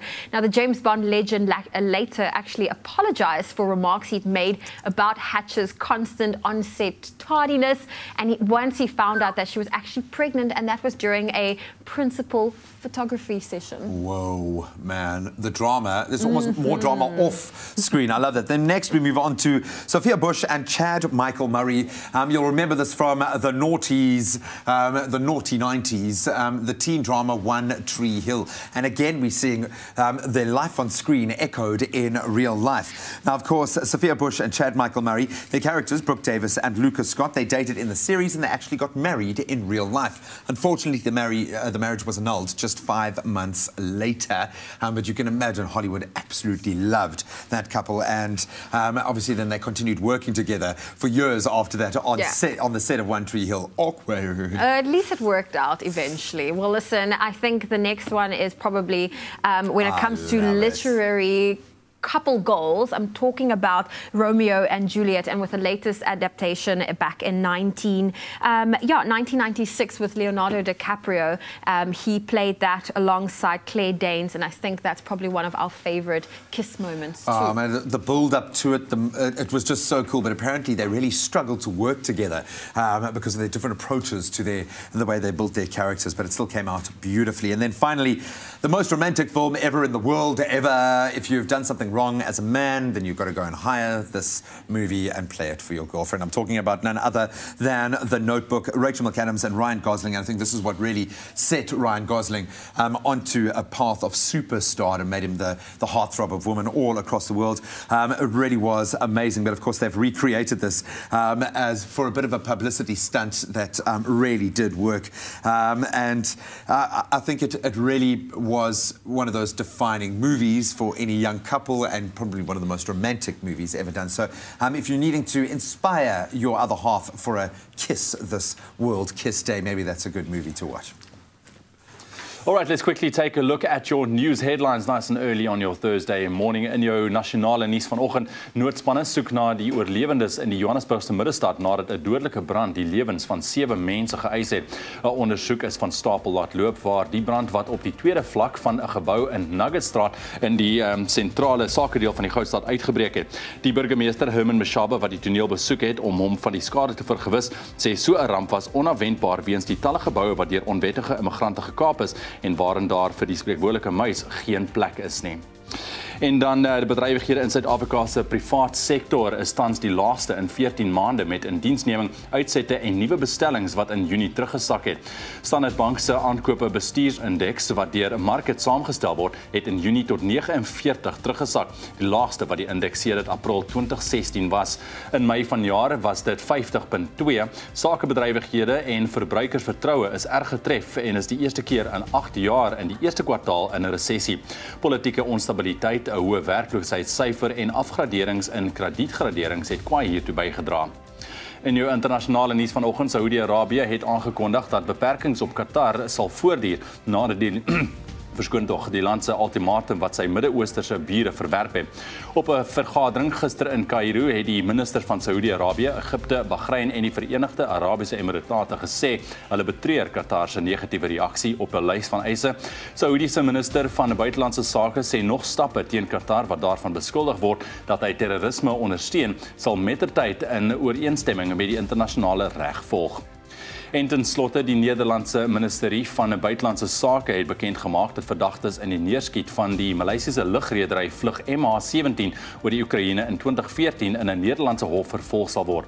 Die besluit volg op pogings wat in 2015 deur Rusland gestuit is om die voorval in 'n internasionale hof aan te hoor. Die ministerie het bygevoeg dat die verdagtes, wie se name nog nie bekend is nie, tereg sal staan vir die dood van al 298 mense wat in die ongeluk omgekom het. Dit is waar ons jou nuushoofdtrekke los vir donderdagoggend.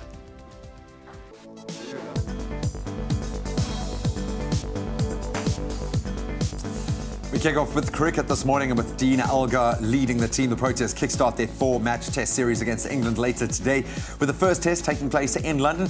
So South Africa's last outing in the longest format of the game saw them earn a 1-0 series win over New Zealand in that 3-match series back in March. Today's test getting underway at the famous Lord's Cricket Ground from 12 o'clock South African time.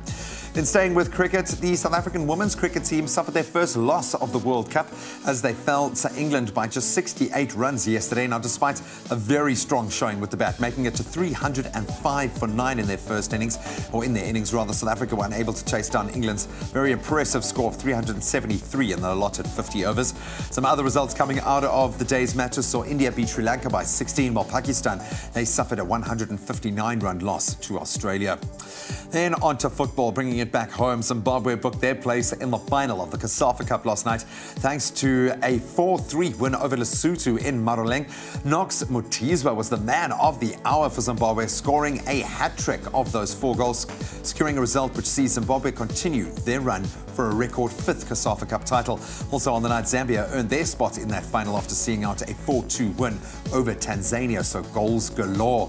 Then finally on to tennis, back to the green courts of Wimbledon. South Africa's Kevin Anderson looking very strong, marched on to the next round of Wimbledon last night after beating Italian Andrea Seppi in straight sets.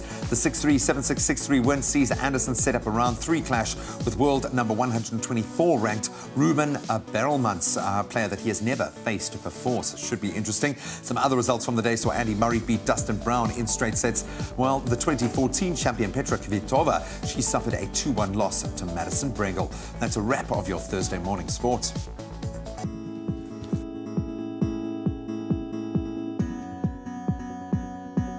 Well, let's take another look at your traffic, starting off in Gauteng in Germiston. There are some delays. That's on the N3 northbound between the M2 highway and Modderfontein Road. And if you're in Cape Town and Athlone, expect slow-moving traffic. That's on the N2 inbound between Danafontein Road and Hospital Bend. That's where we leave your traffic on your Feel Good Breakfast Show.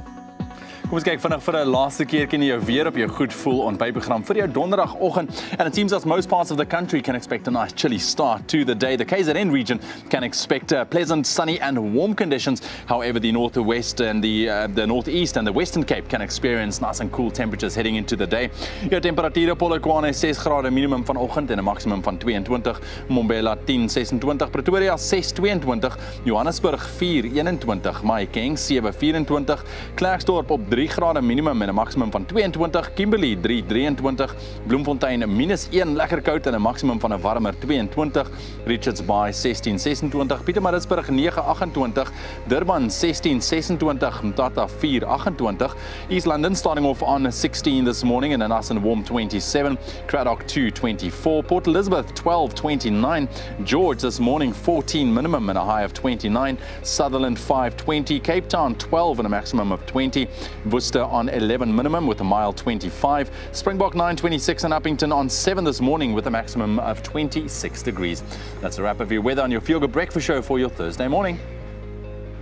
Back in studio, we are so privileged to be joined by the multi-talented singer and songwriter Zandi Khumalo, who is finally taking the center stage for herself as a leading solo artist. Now, gearing up for the release of her debut album, she joins us here this morning to perform her brand new single titled Bittersweet.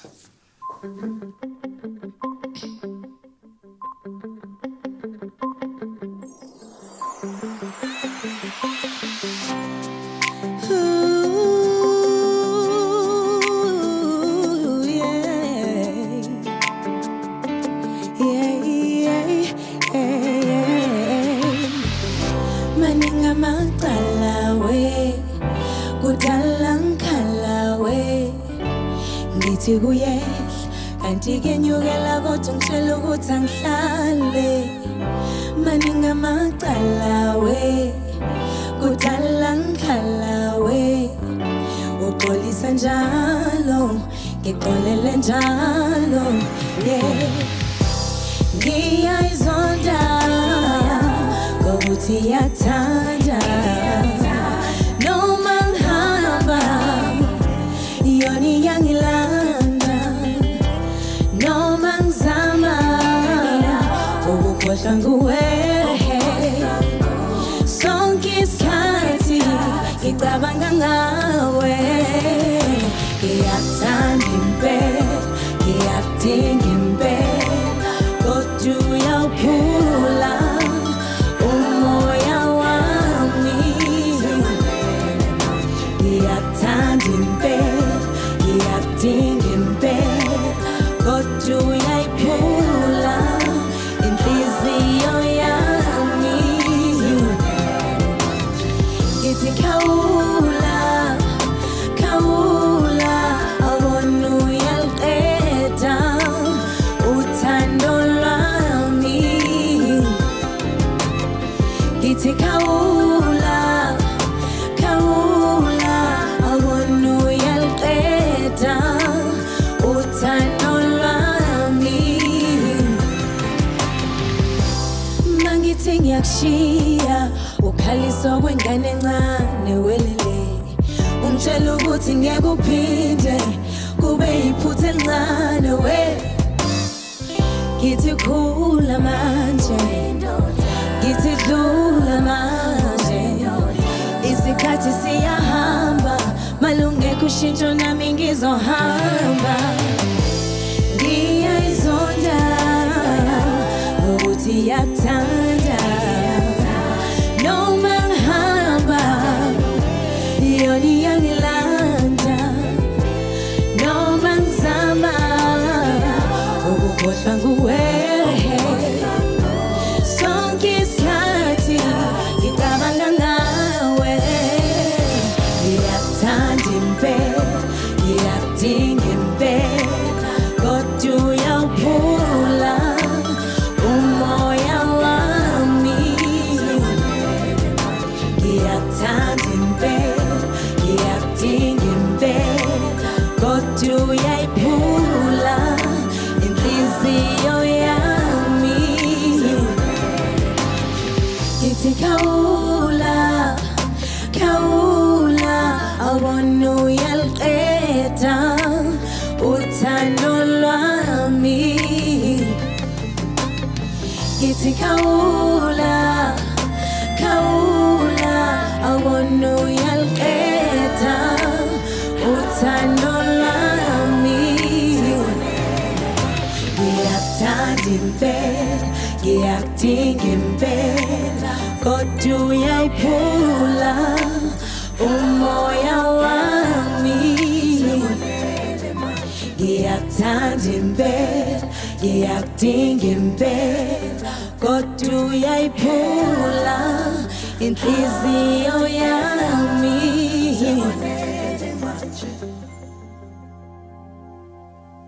Wow. Oh, man, I can see how much you are relishing having this platform. Zandi, you are sounding absolutely amazing. How was it? Oh, it was beautiful. I always love singing. I always love being on stage. So this platform for me is just, yeah. Oh, and the fans have been waiting. I have to ask you quickly about your sound before, and it's going to be a bittersweet goodbye to say goodbye to you this morning. It's been so cool. Everyone's just been like drifting away. There's such, as much as there's a fresh new face and a fresh new voice coming into the music scene, the sound, it has this beautiful soul-driven R&B throwback. There is so much love in the music. Is this something that's going to be a common thread throughout the album? What are the fans going to get?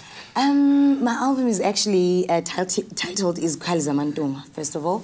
And then the sound, I am a very mellow, laid-back kind of girl. I love my mellow music, and I think the fans can actually look forward to that. I'm just a laid-back kind of girl. Oh, absolutely love it, and you've taken us all into that space. There is so much talent there, and I cannot believe you've only just begun your musical journey. Thank you so much for joining us this morning. We are really so privileged. You can let us know, again, on all of our social media platforms. Preach it. How brilliant is this young lady? It's Zandi Kumalo on your Feel Good Breakfast Show. Right, now Vodacom is about to make your day with free data, so you can explore Facebook Monday, Lifestyle Tuesday, Gaming Wednesday, Instagram Thursday, Music Friday, Sports Saturday, and Video Sunday. Now, to qualify is very easy. Buy a Vodacom 100 meg data bundle or more and have a positive data balance. Then dial *111*634# or download the latest My Vodacom app. Remember to opt in daily and don't miss out on up to 1 gig free data every day from South Africa's best network. So for more info and T's and C's, you can visit vodacom.co.za. Oh, well, listen, we're taking a quick break on your Feel Good Breakfast Show. What's coming up? Rats. Rats, are they friend or foe? Now, we're going to have an awesome discussion. We're going to get inside the secret world of these little creatures. We'd love to hear from you as well as we head into the wild for our regular Thursday chat. And then when it comes to our pets, like we age, they age as well. And it's very important that we take care of them. We'll be talking all about that after the break.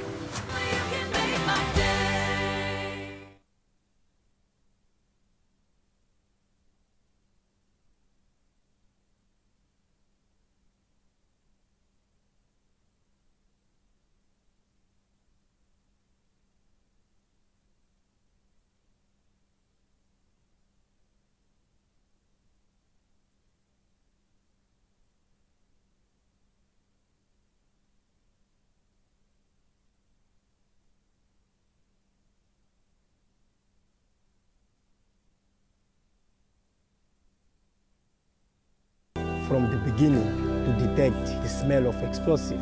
So when they find an explosive, they give us a cues, and such behaviors are turning around, sniffing around.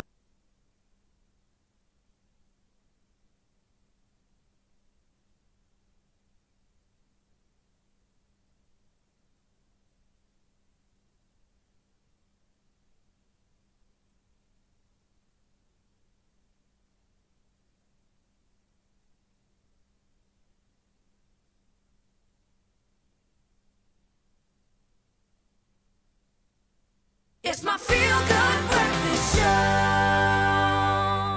Welcome back. Thank you so much for tuning in. This is your Feel Good Breakfast. Now, of all the rodents in the world, rats must be, I think, some of the most feared. We think they are dirty and carry diseases, but is that really the case? Hopefully, we're going to break down that stigma today. Are rats really as bad as we think they are? Well, today, Eileen Slabber joins us in studio to tell us a little bit more about these incredibly intelligent creatures that we sadly often call pests. Now, many of us have probably had an encounter with a rat at least once in our lives, and I'm sure most of us would rather avoid rats at any cost. Well, we wouldn't want to come across them in our homes or at work. They certainly do carry connotations with them. These reactions probably have a lot to do with the misconceptions a lot of us have about rats. So Eileen is here today to share with us some of her incredible knowledge base in this area. He looks quite cute there. They are very bright, very intelligent, and I think if we dial dial it back a few years, a few hundred years, in fact, I think one of the biggest misconceptions, or one of the stigmas attached to them, that they spread, or did spread, the plague, bubonic plague. Is that true? It's partly true, but there is a misconception because it's actually the fleas of the rats that actually spread the disease, and we haven't had any recent cases in South Africa. I think one of where this misconception really comes to bear for me is the inhumane way that we deal with them when we call them pests. And obviously you don't want any kind of rodents or any infestation in a place where people live, where there's food. How do we deal with rat infestations in a humane way? Okay. Firstly, yes, humane ways in the pest control. You have to start thinking like a rat. You have to understand them. You have to start knowing what a rat likes, and you want to make sure that you use like snap traps that will kill them immediately. We also call it the trigger traps, and that's the most humane because it will kill them instantly. Or there is live trapping available as well. I have to ask, because I think there are a lot of people out there going like, why would you get interested in rats? Where did your love affair with rats first begin? How come you have this affiliation, this love of these little creatures? I think it's just, you start caring for it. I had also, when I was younger, also pet rats. And when you're in the pest control as well, it's very difficult. And you want to educate people that they understand that you have to clean, you have to sanitize, you have to make sure that rats, you keep them out, don't invite them into your homes and premises. I think that's a preventative measure is vitally important. Are there areas that are more prone to this? If we have to use kind of South African, as a context, what areas are likely to have rats? What are some of those warning signs that we need to look at when we wanted to prevent infestations? Prevention, it starts at home, it starts at your premises. You have to make sure you get rid of any food source, any water. Harbourage areas is very important to eliminate any harbourage areas. You have to close openings, because any opening like a 1 centimetre will actually let a rat come in. And you have to make sure, like the photo there, you can see there's gaps, openings there that rats can enter. You don't want to have overhanging trees to your premises. You need to close your toilet lids. Use concrete and cement and steel wool when you close these holes. Because they are very wily creatures, and they'll find a way through, and very persistent at that. So, and we're going to continue this discussion. We'd love to hear from you. 021 430 9881. If you have any questions relating to rats, please pose them. Eileen has got a wealth of knowledge. Now, we turn our attention to the other pets that we have in our house, and keeping your dog comfortable as they grow older is something that every dog owner needs to consider. So consider this. The aging process in dogs can affect their health and physical ability. While the effects of aging may vary from breed to breed, there are certain things that dog owners can do to help. Dr. Mats, a technical specialist from MSD Animal Health, the makers of Revecto, is here to talk to us about this aging process and what you can do to really ease things up going forward for your aging pets. Good morning, Dr. Mats. Lovely to have you with us this morning. This is always kind of, sad when you get the puppy. It's all excited. You form a bond with your dog. They grow older. The aging is something that you definitely cannot control. But at what stage would you consider a dog old or start to age? The general rule of thumb is that any dog older than 7 years of age is considered a senile dog or an old dog. And with that age comes changes in their physiology, in their mental state, and everything else. Their physical requirements changes. Okay, so from the age of 7 onwards, then you need to start kind of looking at your pet, I think, a little bit differently. But why do different breeds of dogs age differently to others?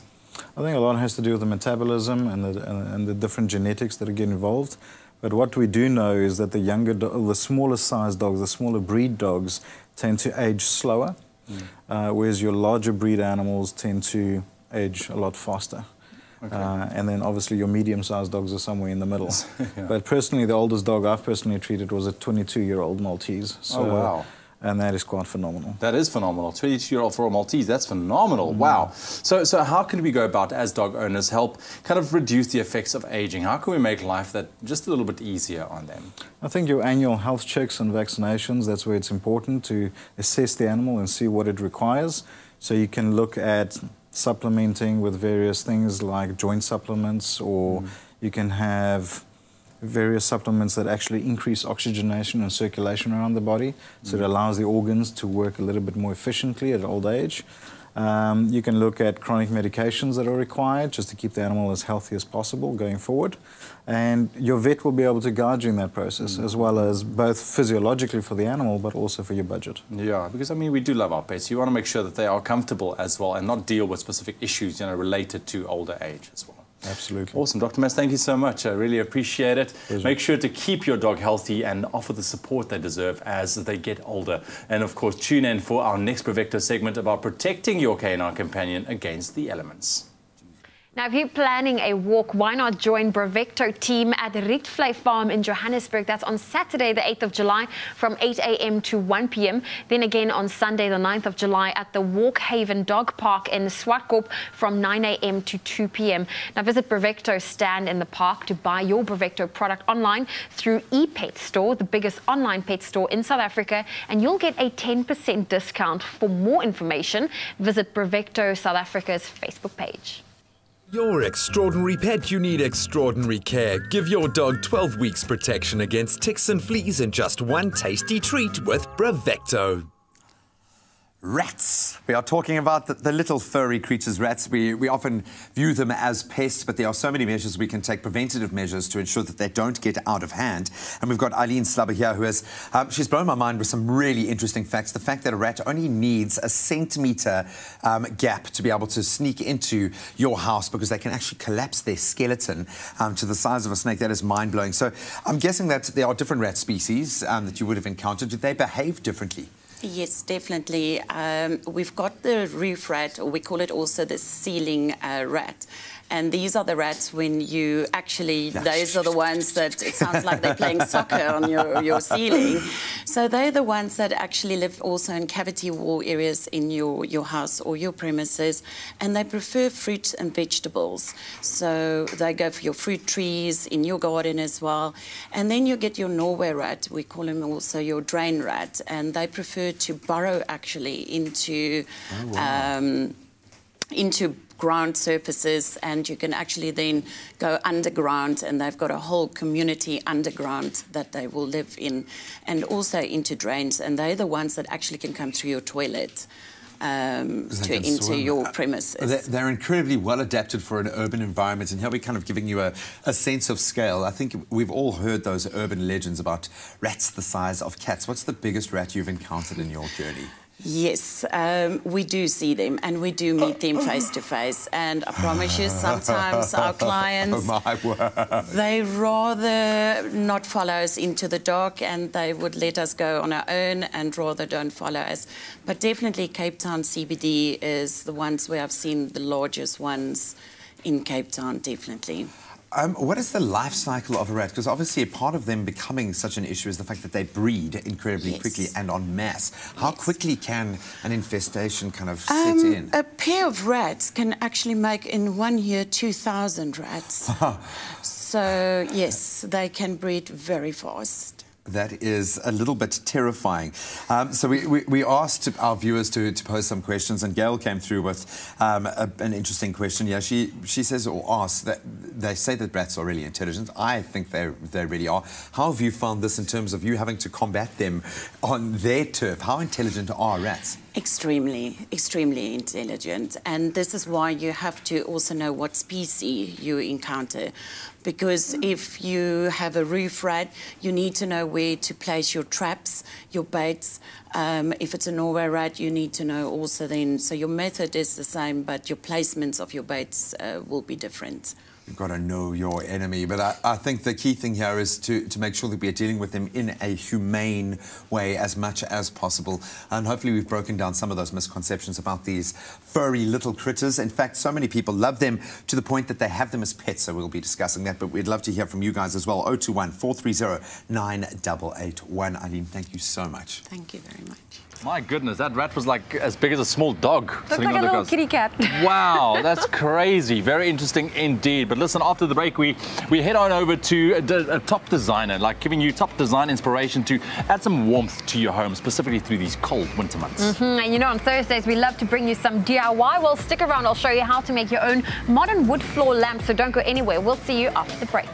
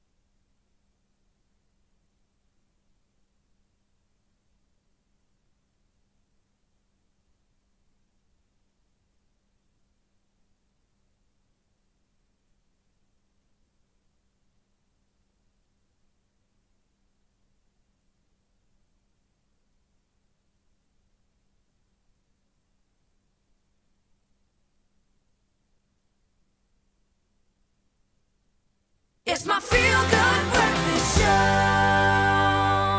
Welcome back. You're live with Expresso, and we are talking about rats, and we are hopefully now going to change your perception of these little creatures. They are very bright. We know that unchecked, they use their intelligence to incredibly good effect, but they are not, in fact, pests that should be avoided. We can actually adopt them as beautiful little pets, and I say that because I'm looking at them right now. Roisin Hendricks, thank you so much for joining us this morning. You are a very proud rat owner. Yes. First of all, I have to ask, please introduce us to these little creatures. Okay, we've got Oreo, my fancy rat, and then my two wild roof rats are Buddha and Rosebud. Buddha and Rosebud, how's it, guys? How are you doing? And the fancy rat, and he's got this awesome expression on his face right now. He's like, yeah, I'm a fancy rat. He's a big guy as well. Why rats? What attracted you to rats as pets? I've always been interested in the rat's intelligence. And are they? Do they blow your mind with their intelligence? They really do. Seriously, they are born students. So what sort of things do you kind of do with them? How have you been able to see their intelligence in action? With Oreo, my oldest rat, there is 3 years old. I love training him in the coolest little tricks. He comes when called, almost always. Wow. Yeah. Oh, man, and he is beautiful. I love the name Oreo. It really does fit. So when looking at caring for a rat, and they do look beautiful, they look so happy and they're in beautiful condition, what do you have to consider? How do you look after a rat? Well, keeping your cage clean is most important. If you keep your cage clean, your rat can keep itself clean. And then we also have to consider the diet. With my rats, they've got they mainly have 2 bowls in each cage, one with rat food, seeds, and all the favorite goodies, and then another with fruit, veg, and meat, everything they really need to stay healthy. A well-balanced, and I've just learned now that roof rats they love vegetables and fruit. That's one of the reasons why they take up residence with us. I've got to ask, do you get strange reactions from people when they find out that you have rats as pets? All the time. I've been called crazy for owning rats, but I think everyone in the pet rat community has gone through that. It must be so worth it. What is your favorite thing about these little creatures? If you had to put it out there for someone to own a rat, why would you recommend it? Because of the love and companionship that they bring. They are really affectionate, seriously affectionate.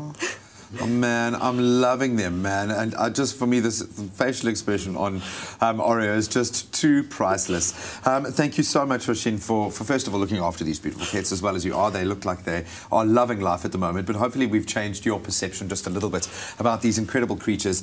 We'll have some information on our Facebook page of how you can connect with that community. It's a community of rat owners out there. I wish we could come up with another name for them as well. They are so, so sweet. The sweetest rodents I've met. Okay, well, we might not want them in the house, but we are talking decor and home because, you know, it's winter, it is cold. We want it to be sunny and warm again. And here to help us warm up our interiors, our homes, we have interior designer and decor expert Dylan Tomaj with us in studio. Good morning. Hello, Zoe, how are you? I'm good. You know what? When it comes to winter, I automatically want to bring out all the winter blankets. You know, you want to bring out all these extra things, but you have a different take on how you can warm up your home in winter. Yes, so I think there's a couple of things that you need to look at. So the first thing is layers. Exactly what you just said now. So let's layer up our spaces, our bedrooms, our living rooms, just to make it feel a lot warmer. Introducing a little bit of color is also a really great way to actually make a room feel better or warmer. I think that's also really important. I like that. So when it comes to colors, what are the colors you want to incorporate in your home? It varies from person to person. I think color make you feel different ways. So I think applying colors for me would be a lot more neutral tones and warmer tones, or wallpaper. I think wallpaper brings in a nice texture to a space, which I think is also really lovely. Yes, I love the fact that, you know, you're incorporating textures, but something I quite like the idea of is lights. How would you play around with warming a space up with lights? So having lots of down lights is, which I think is really important. And when I say down lights, I mean occasional lights. So have lamp table lights, freestanding lights, and get rid of those fluorescent lights that actually make the space feel a lot colder. Yes, so I always call it the kitchen light. The kitchen light is the cold one. It makes so it you look would really also, bad. yeah. Well, listen, do stick around a little bit later. I'm going to show you how to make your own wooden floor lamp. And, you know, we were talking about lights. When it comes to lamps, what's your take on that and bringing that in? The more the merrier. The more the better. The more the better. And before we get through some of your top, you know, warming up tips for in your home, how you can incorporate it today, what are some of the winter trends right now? So the winter trends, again, like we started off with, is layers. So having lots of layers. So the different layers would be furs, tactile throws, winter sheeting for your bedroom, those sort of things, which I think is really important. And then the other thing is introducing color into your space. And then my favorite thing right now is introducing a fireplace into your space. Any sort of candles or fireplaces and stuff like that, I think is also really important. I really, really like that. Well, listen, we're going to be back with Dylan in just a bit to talk more winter trends and especially how during these cold months you can warm up your space. So do stay tuned right here to your Feel Good Breakfast Show.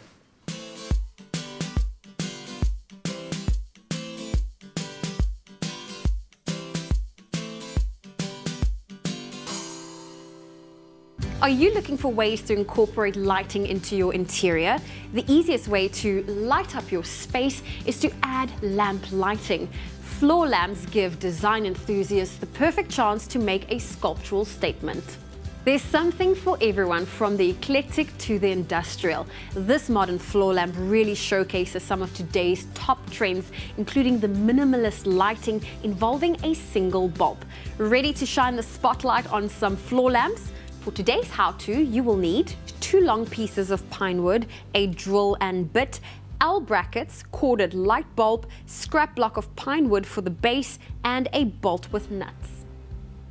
To build the frame of our floor lamp, we're going to need 2 pieces of wood, one at 180 centimeters and another slightly shorter at 160.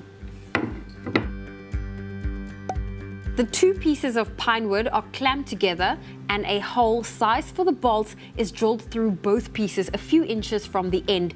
By drilling both at the same time, the overhang on the end of the light is the same. Time to assemble the pieces. Join the 2 pieces of pine wood with a bolt through the hole you just drilled. On the opposite end of the longer piece of pine wood, the L brackets are used to attach the longer length of the wood to the scrap piece. The bigger your base piece, the more solid the lamp will be. I like the smaller base, and to increase stability, you can stack some books to add some weight. We're going to place the remaining L bracket at the tip of the top piece of wood. I decided to use the L bracket to hold the light cord in place, but a simple hole drilled through the 2 pieces of wood would have done the trick as well. Now for the fun part, attach the light bulb to the end of the cord and have some fun with the placement of your cord. The wood stand part can be easily adjusted at both the base and the middle bolt, so the lamp can shine from the floor to the ceiling and everywhere in between. So whether you wrap the cord, go brass or bright pink, stack the books or add a lampshade, I hope you enjoy today's how-to modern wooden floor lamp as much as I did.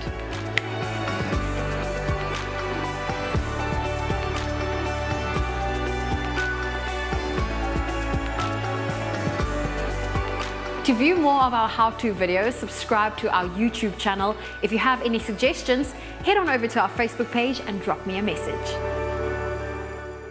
Oh, well, you know, it's always fun to see your projects come to life, especially this easy-to-make modern wooden floor lamp, like, you know, pendant lamp. Thank you so much. Well, listen, if you've just tuned in with us, I'm here with Dylan Tomage. He's interior designer and decor expert, and since it is winter, it is cold, and I think, you know, people want to feel warm inside their homes without actually having to put the heater on, and you are here to show us different ways in how we can warm up our interior. So what is your let's go through one of your first tips. Okay, so I think the first thing to do is to have a mirror that reflects any sort of sunlight that comes into a space. I think that's really important so that you don't feel like you are in the middle of winter or the thick of winter. I like that. It's very clever because more light the better. I really, really like that of just simply incorporating a mirror. Now let's talk greenery, because during winter I tend to neglect the plants. So what is your take on greenery? So I think the greenery also has a like tropical feel, right? So it depends on what kind of greenery you have, but you could have a tropical feel that makes you almost subconsciously feel like you're on an island, and that could also help the whole endorphins feel good. Okay. What other type of greenery would you incorporate? Colourful flowers. Okay. So choose your favourite flower. Mine are tulips, and get them in a beautiful colour, and that also just brings a pop of life into the space. I know. I currently have some proteas in the house, and it makes, every time I walk past them, it makes me feel so good. Let's talk about different ways to incorporate colour, because you don't, at the end of the day, want to spend too much money, because winter is only a few months long. Luckily. What are the best ways to incorporate the winter colours into your So home? the best thing to do is you can bring them in through scatter cushions into your space, and I think that's the quickest and easiest and most effective way. Curtains, that's also a really good way to bring in a pop of colour. The other way to do that is accessories, so decor accessories like vessels and vases and things like that. I really, really like that. Now, earlier you mentioned in the bedroom you prefer, you know, bringing layers into the room again, but also when we spoke about the tones, the different colours, what kind of bedding is your go-to bedding? White bedding is the way forward. It really, really is. But I would think it's a cold colour. Like it's for me, white is crisp. It's no. But it's all about summer. what you add to it. I think that's the point, right? So that's where you can actually add a lot of colour or layers to the space that actually makes it feel a lot warmer and a lot richer. So I think starting with the neutral base of white bedding, you can just warm it up through the process. Okay. Now, if we look at my pendant lamp stand that I made here, how would you warm this up? How would I warm this up? Yes. Very good question. I would have maybe changed the colour of the cord. Okay. Yes, so that could have just brought in a little bit more colour. But I think it's a really great lamp. Thank you. And when it comes to lampshades, is that something else you would also incorporate? You could definitely add lampshades into a space which are more tactile, but again, it goes back to what your space looks like. A lot of people use lots of prints and graphics.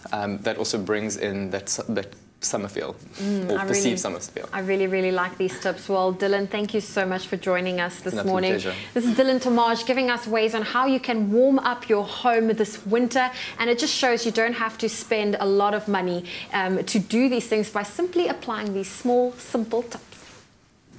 So we know it is International Kissing Day today, so we're going to see how people do it around the world, and you'll be surprised at how different each nation approaches it. Yeah, absolutely. And on the back of that, we're taking a look at some fashion inspiration from the recent Dakar and Kigali Fashion Week that took place. Don't miss that, and a whole lot more after the break.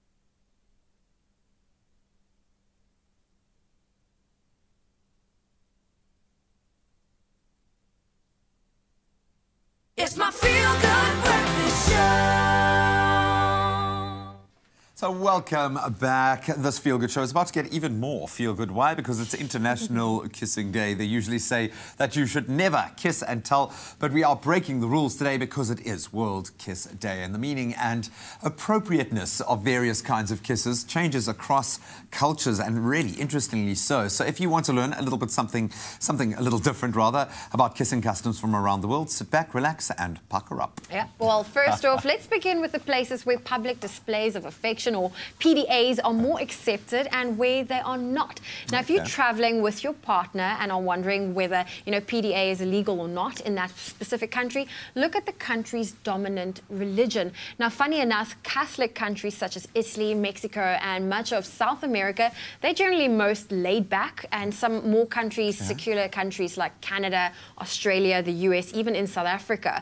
Now, Buddhist and Muslim countries, they are more conservative, and you can even be prosecuted for public indecency in countries like India, Nepal, and Qatar. Wow. Okay, so let's get into some of those kissing customs. No kissing when it comes to kissing in different cultures. Sometimes abstinence is the norm. So neither Somalians nor the Sierra people or Bolivia lock lips, can you believe it? And in some Amazonian tribes, friendly kissing as children is normal, but not practiced by adults. Sure, very interesting. Now, the hand kissing is also a popular form where it diminished over the centuries, but it is one of those common signs of respect in ancient Greece, Rome, and the Middle Ages for a subordinate to kiss his lord's hand.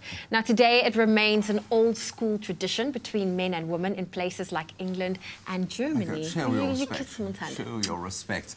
Then let's talk about cheek kissing and air kissing. Kissing on or near the cheeks is a universally platonic and classy way of greeting friends and family. But the number of kisses changes depending on the country that you're in. So in Switzerland, the Netherlands and Slovenia, a casual greeting involves 3 kisses, to the right, to the left, and then to the right again.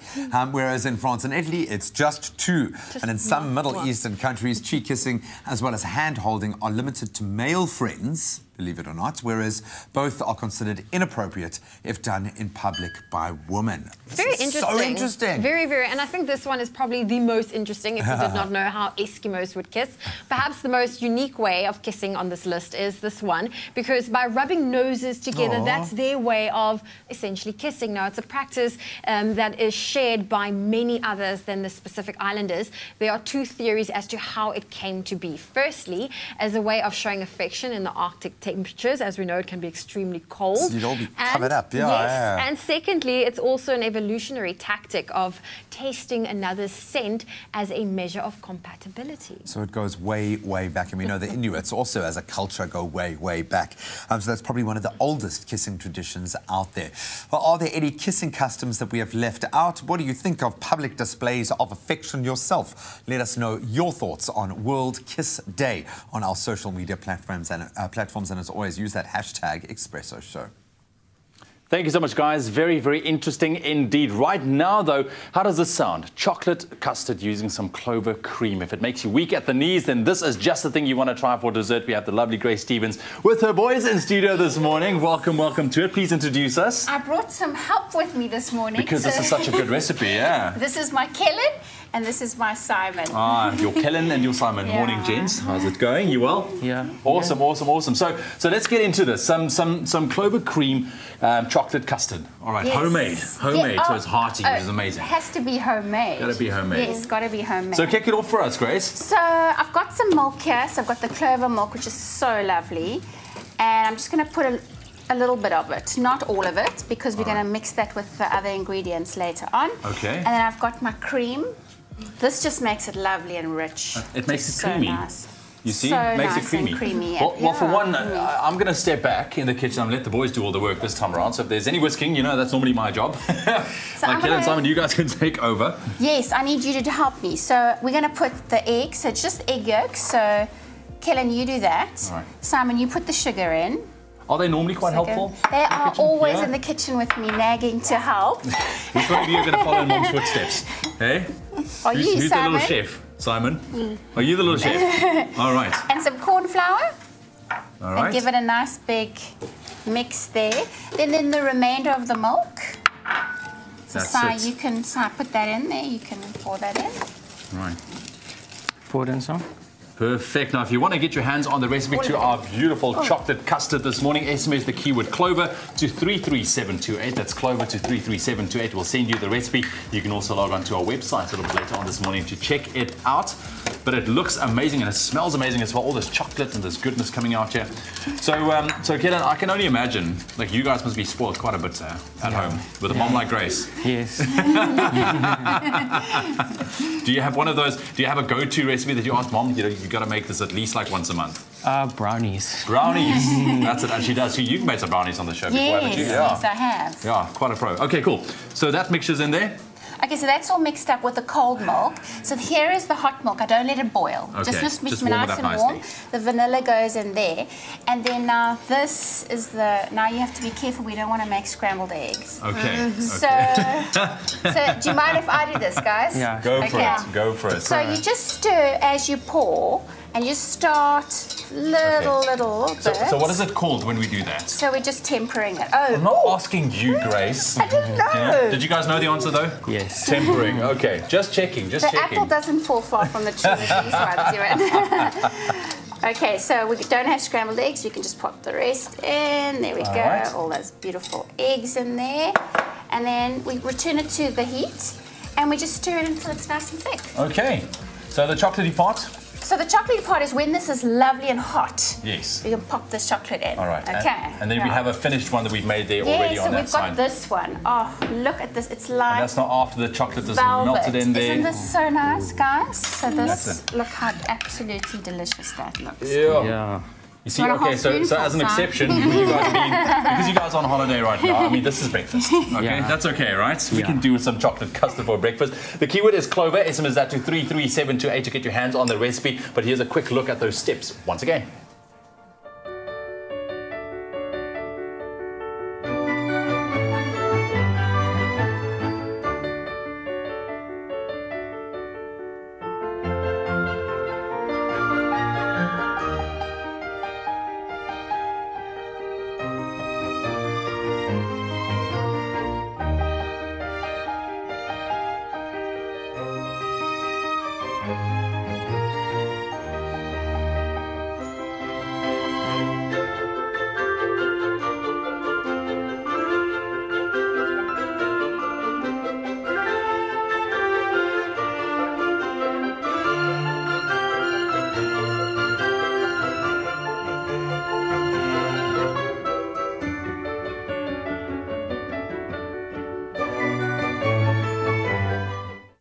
And that keyword is Clover. SMS that to 33728. I can tell Simon is ready to dig into this, man. It looks amazing. Thank you, Grace. She's and also quick and easy, and a nice little fresh dollop of cream on there as well. Absolutely. And you're good. There's a perfect dessert. Thank you very, very much. Yeah, Appreciate enjoy that. it. Perfect for National or International Kissing Day. You know, I reckon. chocolates, It's a kissing, kiss of it's good. chocolate. Yeah, don't take notes. I'm just saying. So what's the plan? It's school holidays at the moment. What are you guys doing? What are you getting up to? Just hanging out with friends. Hanging out with friends, eh, Simon? What about you, man? I don't really know. You don't really know. Eating your mom's desserts. Love that. Well, thank you very much for joining. Lovely to meet you guys. Come back soon, anytime. You're more than welcome. That keyword is Clover. SMS that to 33728. And like I mentioned earlier on, you can get it on our website, expressoshow.com, as well as all the recipes that we made throughout the course of this morning. Clover to 33728. Whoop up your foodie creativity with Clover Cream. Made with love by Clover.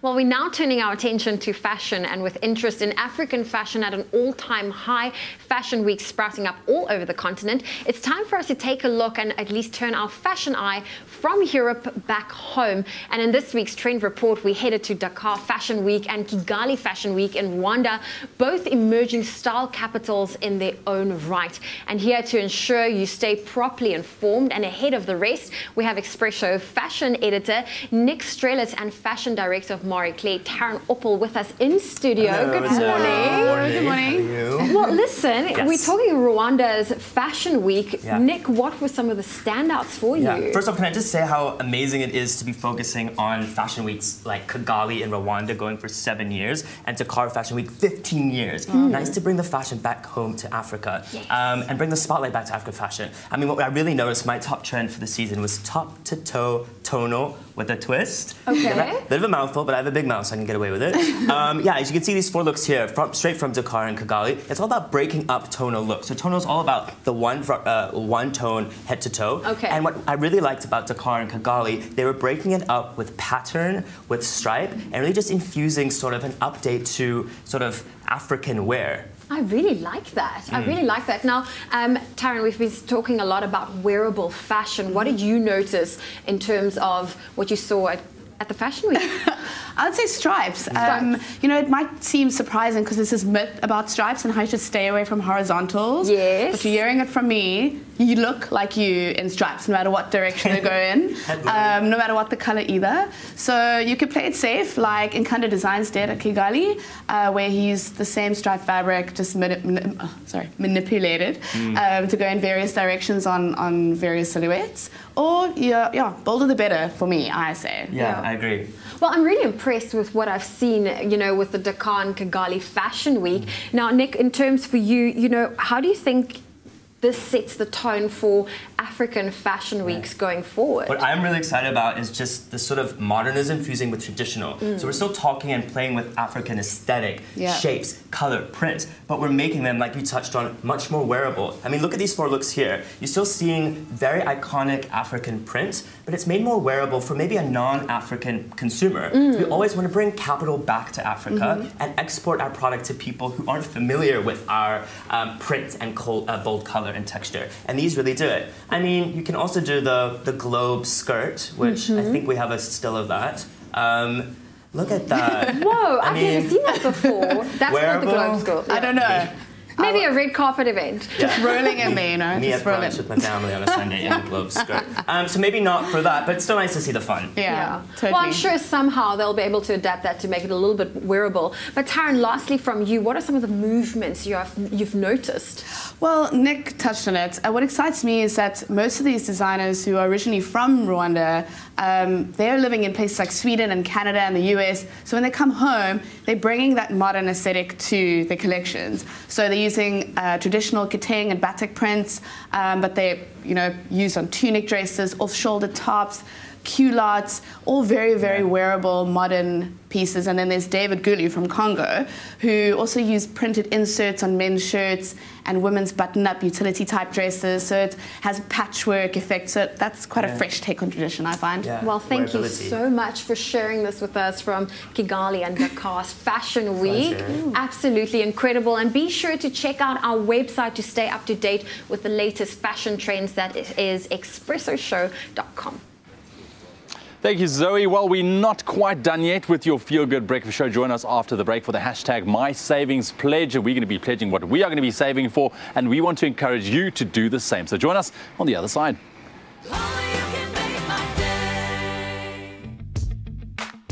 I take big leaps. I make plans and backup plans. I just need my money to take me further.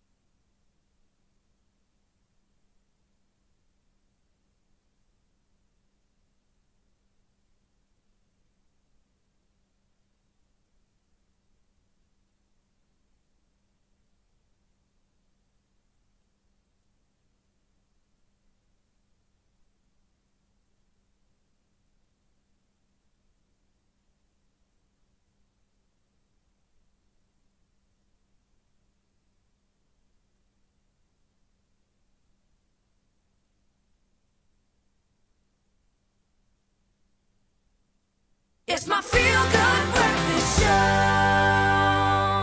Welcome back to your Feel Good Breakfast Show. It's Expresso right here on SABC3. Now, earlier we spoke to Susanna Kennedy from the Success Portal because they are providing workshops for women in business. Now, the course is happening in August from the 11th to the 13th of August at the Hyatt Regency Hotel. That's in Rosebank in Johannesburg. So do make sure you check out their website to make sure you find out all the information about what will be taking place. And we're asking you on social media, will you be attending? Let us know. We are Expresso Morning Show SABC3 on Facebook. We're also on Twitter at Expresso Show. And remember to use our hashtag Expresso Show.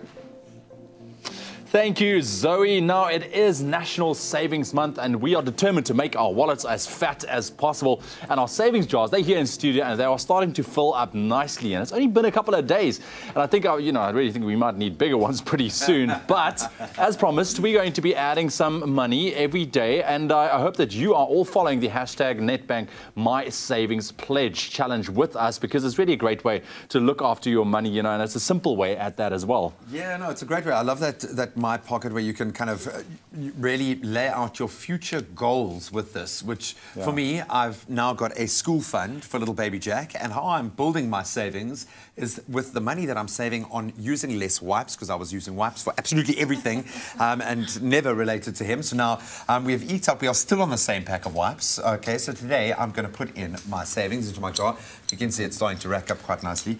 I don't know where Kat, I think, is a nail spray today. So I hope he probably bought a cappuccino for himself. Come on. No, I hope he's better, man. Come on. And Leanne has got a lot of catching up to do when she comes back. I wonder what she's going to be pledging to She's going to be saving for her next holiday. Possibly, because after this holiday, man, it looks like they're having some serious fun. So, the wallet might be thin when it gets back, eh? So you've got to say, but I love the fact that you make it practical like this and give yourself that goal to work towards. It does make it a lot easier. Not all of us are naturally financially inclined. Now, Zoe, you mentioned about not spending anything the other day. How on earth did you manage that? Funny enough, so the other day, being Tuesday and yesterday, I didn't have to swipe my card once. I think it's just because I had petrol in the car. I did my grocery shopping on Sunday because I said I'll cook more. So I didn't need to buy food or anything. So I feel like I need to add some money to my jar because I managed to save without having to... You're paying What are you putting in there? It's a different $100? story, yes, because I have to fill up my car. But the now petrol price went down. The big test is, guys, both of you, your pledges were relating to the weekend and buying takeout look, food. I know that we were How are saying you going to get through this, Bri? How are you going to tell your family that you are not taking them out or getting takeout food? We're going to have to make dinner We're going to fun have then. these family discussions. It's going to be intense around candlelight, whatever the case may be. Not candlelight, just to say you can put some more savings exactly. But I mean, I did say we're going to be adding money every day. But in my case, saving on one takeout dinner a week, which is roughly around 200 to 250 rand. So I wish I could put that every day in the jar. That would be nice. But so every week that I'll put in $200, and at the end of the month we'll see how much you actually save just by giving up one little thing, which is amazing, man. Yeah, very clever. Have you taken something out of the freezer? I have not, because a friend invited me for dinner. See, look at you. This is how she says. Zoe, you sponge. I don't have to cook. Zoe's a sponge. But listen, remember, you can save even more with Nedbank's Pay As You Use account for only R5 a month. And we've made it really, really easy for you to get signed up. All you have to do is SMS NEDPAYU to 30755. That's NED, NEDPAYU to 30755. And the team will get in touch with all the info that you need. So let's all just go out and save a little more. Yeah, make that pledge today. Just one thing that you can do with a little less of, and you'll be amazed at how it racks up. So what an unbelievable show today. Yeah, man. Zandi Khumalo, thank you so much. So glad that she stepped into her own spotlight now. Love it. And she is amazing. I cannot believe that she's only just begun that journey. Exactly. So thank you so much to you for joining us this morning. Been awesome. We do it all over again tomorrow. Have a fantastic Thursday. And tomorrow, of course, the weekend is here. It's a Friday. We'll see you then. Cheers, guys. Love you guys. Mwah. Adios.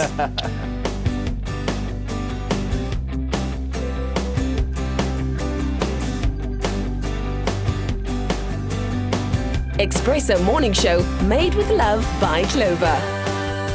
Another feel-good production.